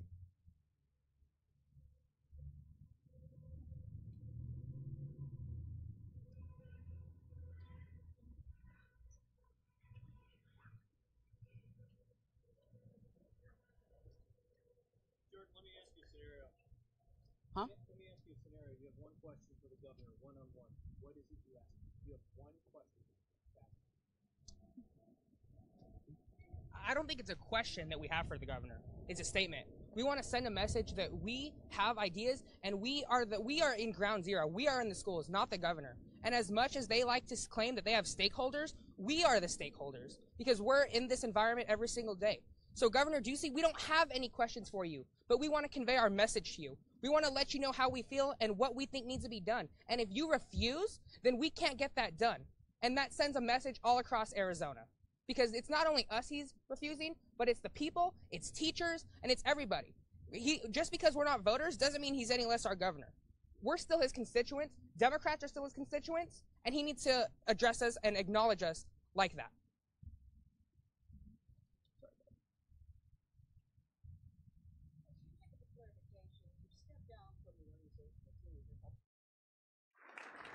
Thank you. Well, for those of you gathered here today, I truly appreciate the opportunity to bid you a proper farewell. First, I must thank each and every one of you for the role you play in enabling the State Department to lead our foreign policy efforts and conduct the steady diplomacy that is the work of the department on behalf of the American people.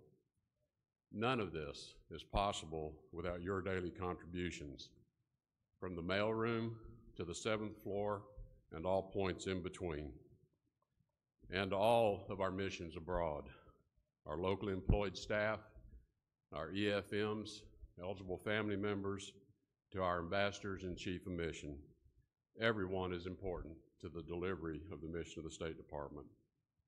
In preparing for the transition to the Secretary-Designate, I compiled all of the policy decks that were developed by you and your colleagues that were first the basis for discussions at the National Security Council and ultimately with the President.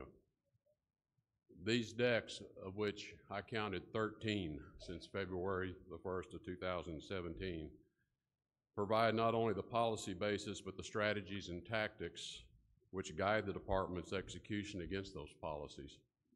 I also provided the Secretary-designate recent decks, which were under development, to provide updates of how tactics may need to adjust to current circumstances. Because while the policies and the strategies should never change, we must constantly review how the tactics are delivering on the objectives.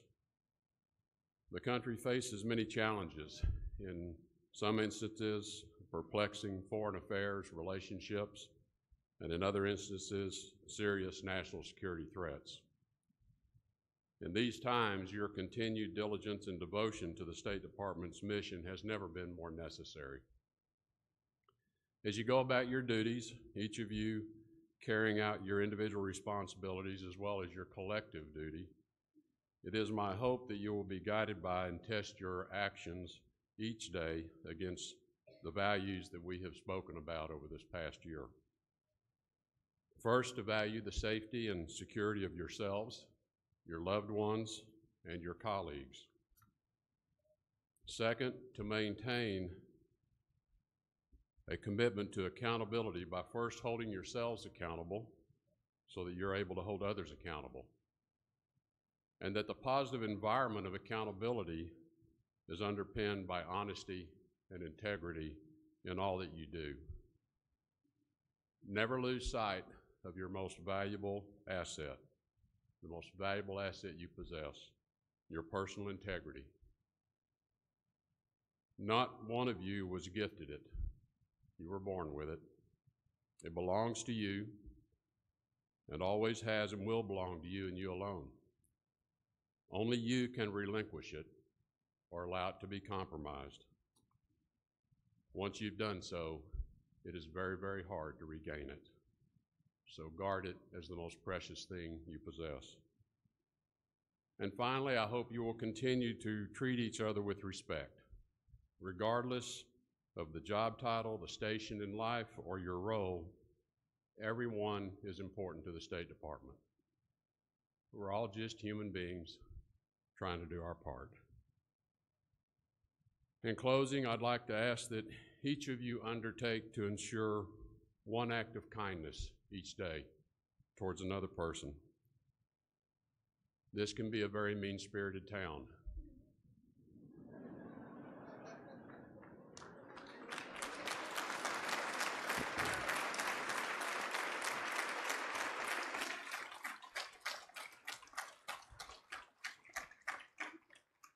But you don't have to choose to participate in that.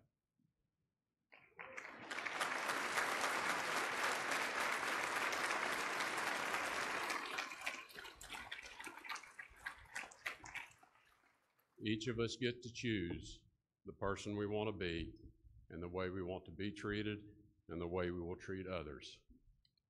God bless you all, your loved ones. God bless America.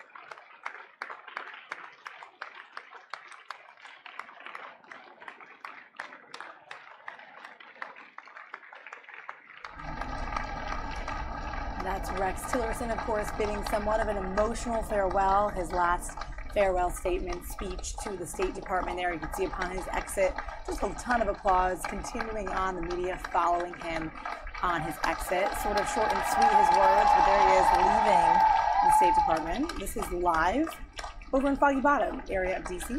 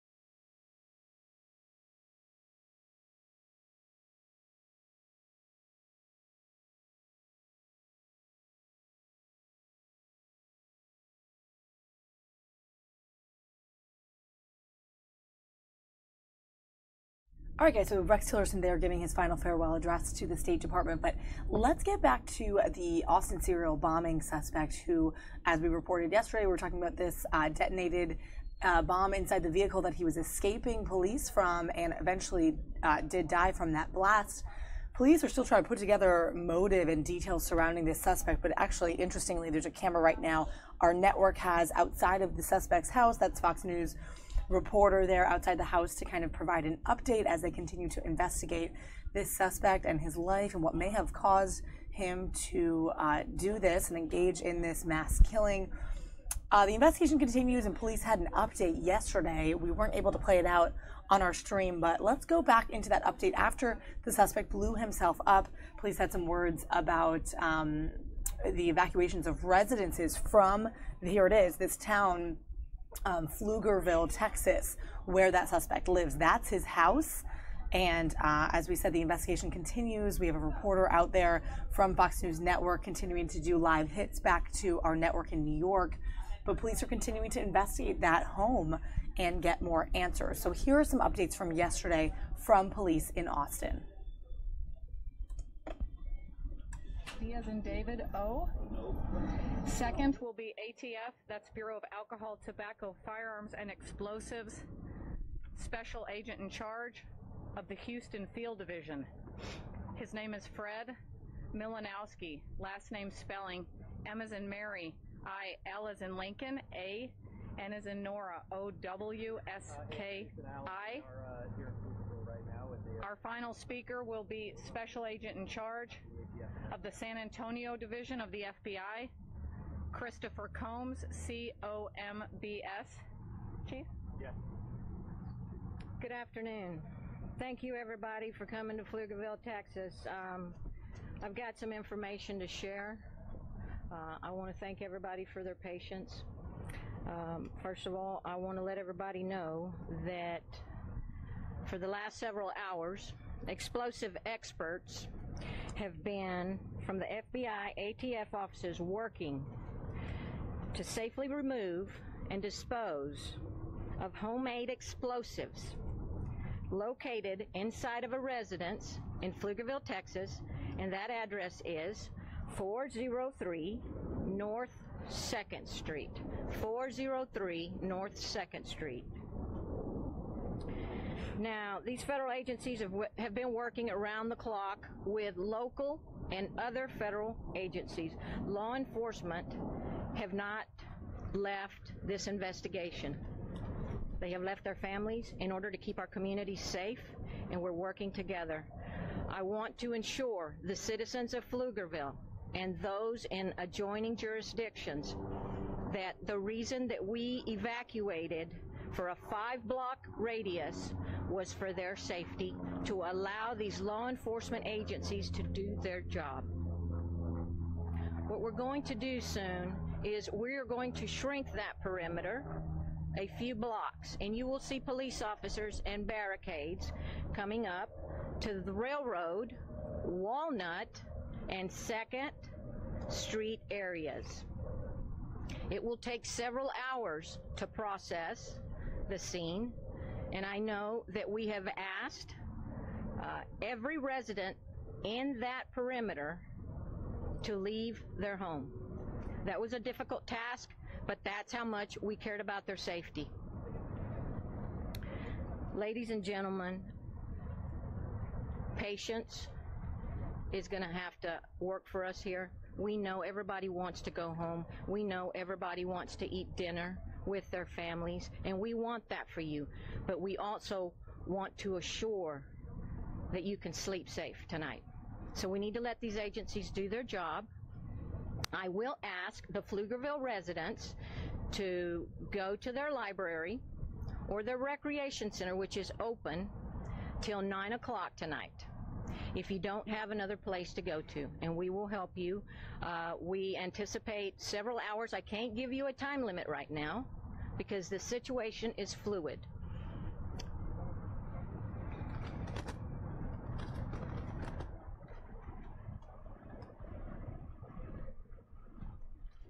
We will also be putting information on our city website and updating as soon as we can clear the perimeter and let everyone come home.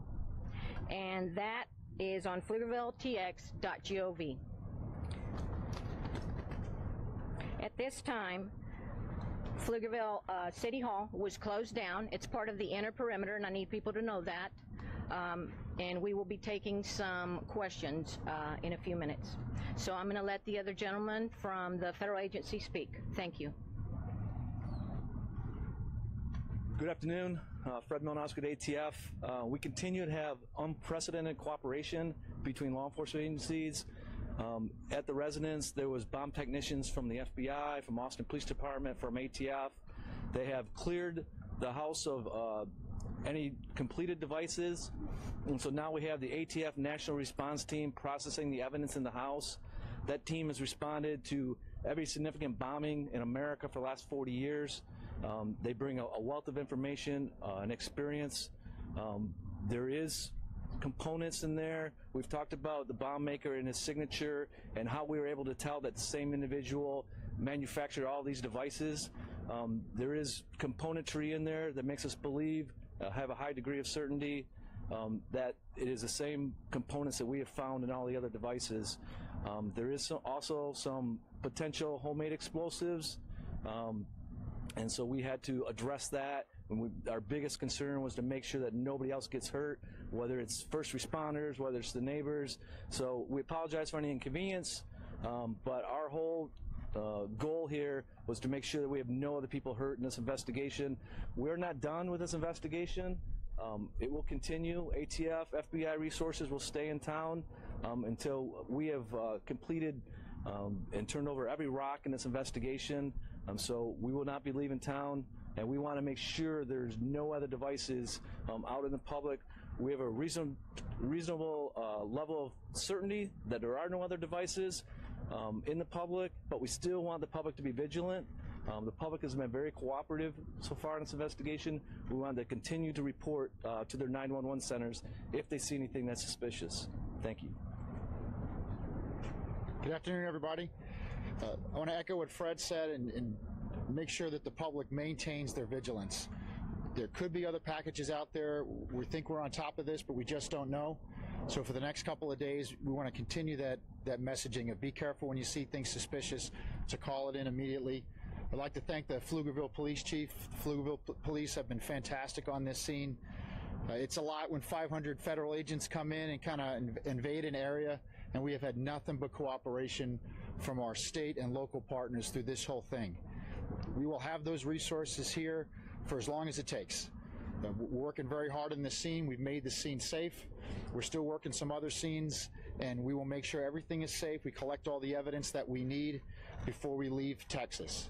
I'd like to thank everyone for their cooperation. I'd like to thank the media for helping us getting out the messages of safety, the reward that we put up out there, and all the help that you've given us throughout this entire endeavor.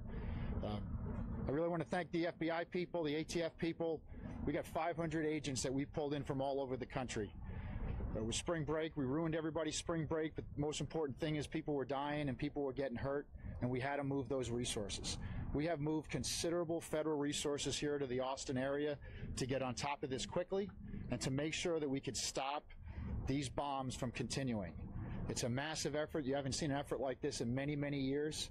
And I just want to thank everyone that we've called up to come here, to leave their families, and to work so hard to keep Texas safe. Thank you very much. How many devices were found? Agent Combs, what's the status in regards to the investigation of additional suspects and the 2 roommates? So I can't get into investigative details right now because we're really still in that. I can tell you that we're looking at any associates that the subject might have had to make sure this is singular in nature, and there aren't other people that knew about this, but that continues. Is there any word as to what the motive is? Let's ask her question. As far as completed device, there was no completed devices in the house. There was componentry and the homemade explosive material that we found in the house, and that's what we were most concerned about, and making sure we were able to safely deal with that. I wouldn't characterize it as full of material. There's primarily one room that is got a considerable amount of material that makes us believe that it's similar in nature to the devices that we had. Are you any closer to establishing a motive? Call it a bomb-making factory. I wouldn't call it a bomb-making factory, but there's definitely components consistent with what we've seen in all these other devices. Are you any closer to establishing a motive for this? A motive? Have you established a motive for this? Not this time. There'll be some information coming out later on that, but this time it's still unsure. You know, we still have a lot of investigative leads out there. We're going to complete all those investigative leads. The laboratory is going to process this evidence, and sometime in the future we may be able to put out information, but not at this time. Is there any knowledge on how this suspect was able to?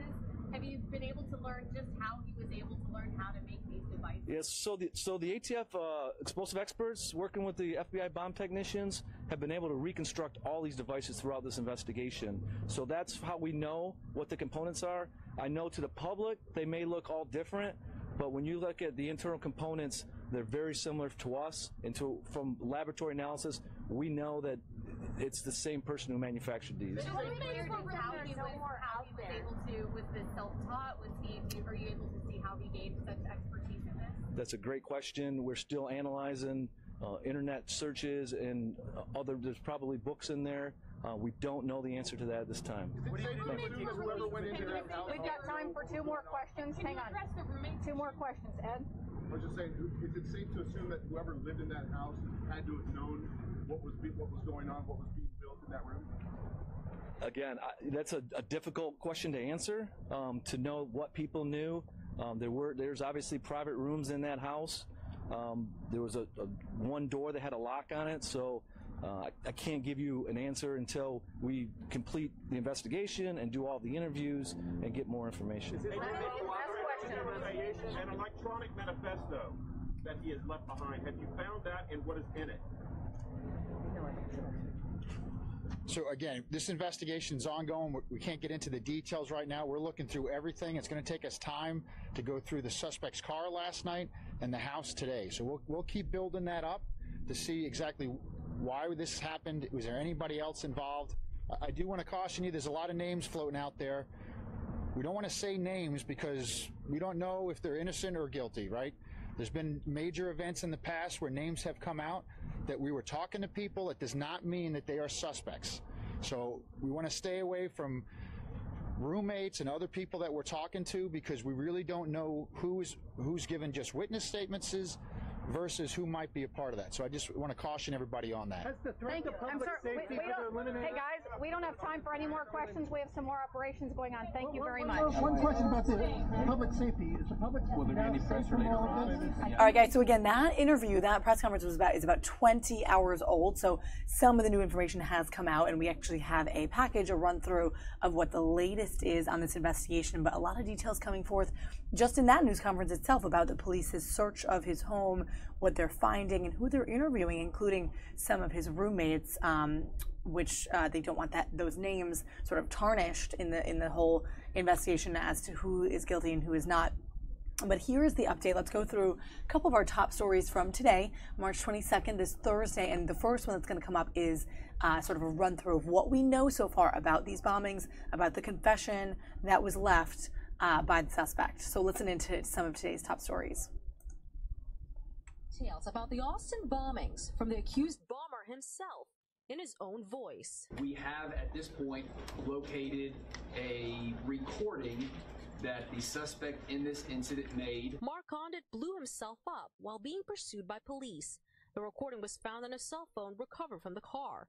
It was made the night before, containing specific information about how Condit says he made each of the bombs. Officials say there's enough detail in the 25-minute recording to label it a confession. He talks about what he has done. I would classify this as a confession. One of the big questions the past few weeks has been why.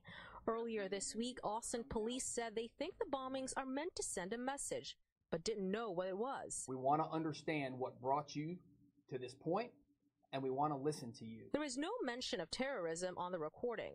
Many of the victims are minorities, but there's no talk of hate or animosity toward any one group. What is on the recording? A detailed account of Condit's personal strifes and challenges. Chief Brian Manley believes the confession is the, quote, outcry of a very challenged young man. Still, the information is not an explanation. I know everybody is interested in a motive and understanding why, and we are never going to be able to put a ration behind these acts. The bombings left 2 people dead, 6 people injured, and a city in fear. Police don't think there are any more bombs out there, but they want the community to stay vigilant. In Austin, Madeline Rivera, Fox News.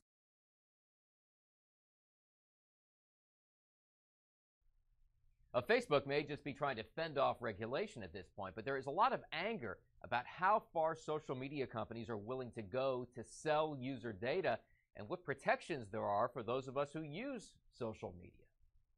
The intersection of social media and politics. We've known for a long time how important that is. Now Facebook CEO Mark Zuckerberg is breaking his silence and apologizing for allowing personal data from about 50 million users to make its way to Cambridge Analytica, a consulting firm that did work for the Trump campaign, among others. We have a basic responsibility to protect people's data, and if we can't do that, then we don't deserve to have the opportunity to serve people. Zuckerberg says the rules will change and there will be more protections. But this has already cost the company billions in stock value and sparked a backlash from many users. So people don't trust that they are safe. They will stop using it and their entire business model starts devolving. And beyond that, this has touched off some interest from Congress.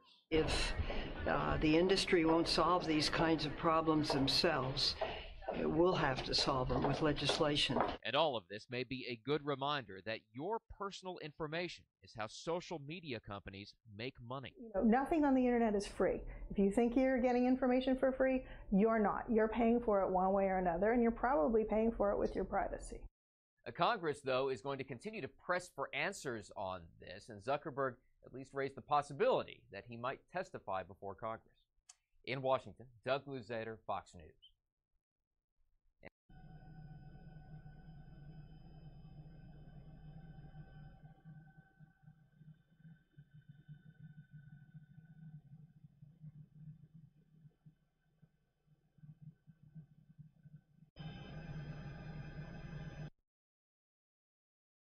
More than a foot of snow to welcome in spring. I want it to be over. Spring, nice weather. This latest storm gave the Northeast what is maybe a final taste of winter Wednesday. The snow fell steadily most of the day, picking up overnight into this morning. Local roads impassable. Plenty others had to be shut down because of accidents, some deadly. Thousands of flights were canceled or delayed. No surprise to air travelers, but no less frustrating. As soon as we went to go check in, they said, oh, your flight is canceled, your flight is canceled. And it's been tough. Baltimore's airport reportedly had to scrub more than half the day's flights. The storm wasn't all misery, though. Dozens of people and a cow joined a massive snowball fight on Washington's National Mall. Nor'easter number 4 is now going after New England. Massachusetts has especially been hit hard this season, something locals are all too aware of. Hoping it's the last one. We'll be good. Move on to spring. Boston could see up to 10 inches. It's a relative dusting, though, compared with previous storms. Public schools, though, are closed Thursday. In eastern Massachusetts, the big worry is coastal flooding. Places like Plymouth Harbor are still recovering from winter's last 3 punches. The precautions that we've taken for the other 3 storms, I mean, we've pretty much just left in place. Storm lines, I mean, this has become like a daily occurrence. The last time the region saw 4 nor'easters this close together was in 2015, from late January to mid-February. In New York, Robert Gray, Fox News.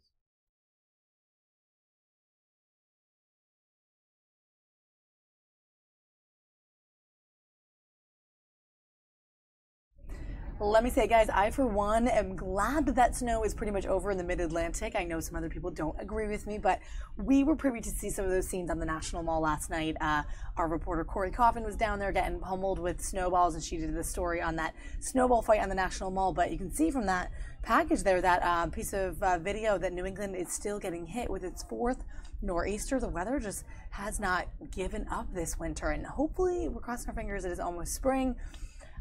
So glad to kind of move forward from that. But we did have our day of snow yesterday, kind of like our 1 snow day this winter, but glad it's over. Things are starting to melt.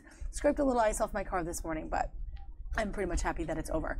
Hey, we saw a lot of stuff happen today, guys, as the government was out on Wednesday, since they're back in session today with just a 2-hour delay this morning. We were able to see some more of the stuff that was going on in Capitol Hill. Of course, Paul Ryan speaking towards the beginning of our stream, President Trump signing that memorandum, Rex Tillerson giving his farewell, and a couple other notable things right here. Quickly, because I have a live look down at the suspect in Austin's house. We have the reporter from Fox News doing a live hit back up to New York. Let's jump into this video to see what he has to say, giving his live shot back up to Fox Network.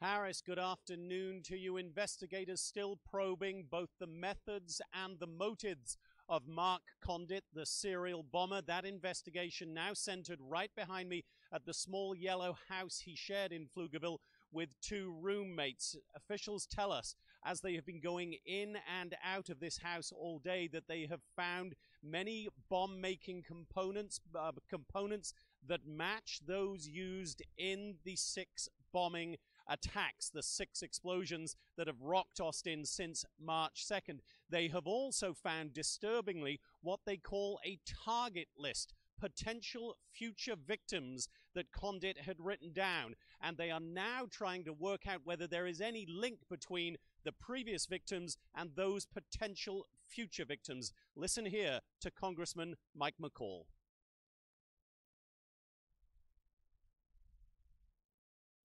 Of course, guys, as this is sort of raw video and they're showing some overlapping video that he's throwing to, we're not able to listen in and see that, but we're going to stay on this right now to hear his synopsis about what police are doing to search this home, to question his roommates. That's Mark Condit, the suspect in the Austin bombings.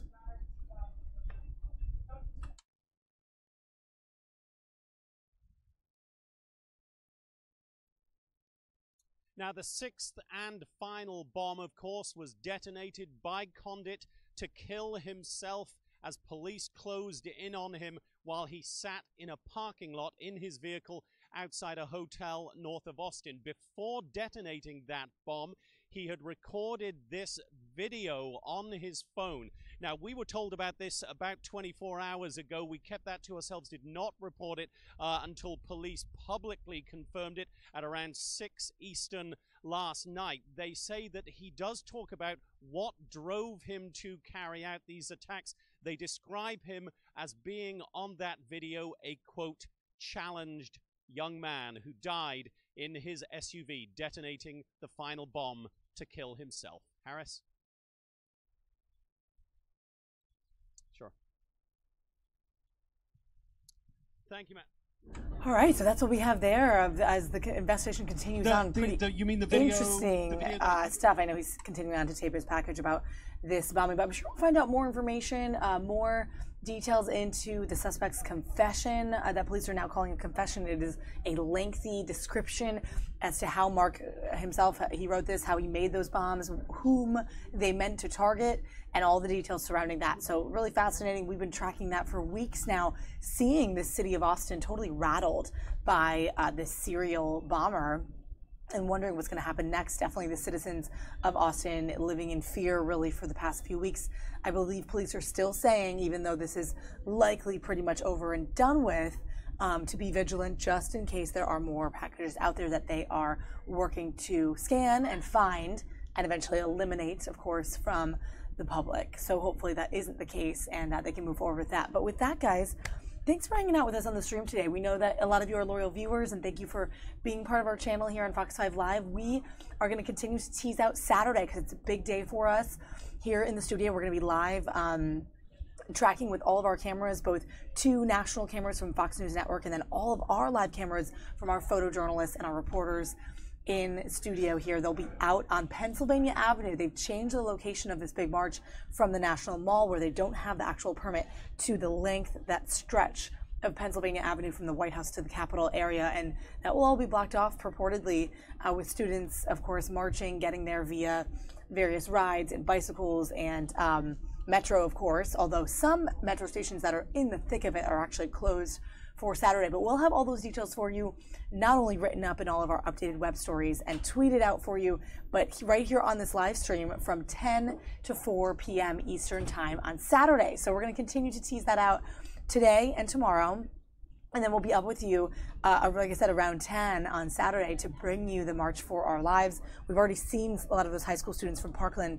They're here. They're participating in rallies and pre-events at various high schools in the city. So we've seen what they've had to say and how they've partnered up with some of the students at these local high schools who are going to be involved on Saturday. So a lot of people coming here for this march. Obviously, we wish them well and well travels, because it's going to be kind of a hectic day on Saturday, but I do believe a lot of them are coming into the city already. But be mindful that that is going to be our main stream for Saturday. So definitely check into us here. You can watch, you'll be able to watch the stream right here on our channel on YouTube and also on our Facebook page. So look us up, Fox 5 DC. We'll be pushing it out on our app as well, Fox 5 DC, and our Twitter account. So follow us there. And we will have another midday show for you again tomorrow at 11:30. We'll talk a little bit more about this. We'll see what's happening as of live news. Right now, no other live video really coming into us. So we'll sign off from here, guys. But that doesn't end our digital coverage. We continue on all of our platforms. So don't forget to join us there. We're Fox 5 DC. That's our handle on everything. And I will catch you there. So tune in again tomorrow. And then we'll hopefully see you Saturday for the official march, guys. From all of us, myself, and our newsroom here at this just about 2 o'clock hour Eastern time. We'll say goodbye and we'll catch you again on Friday, guys. Take care. Here's the White House for you.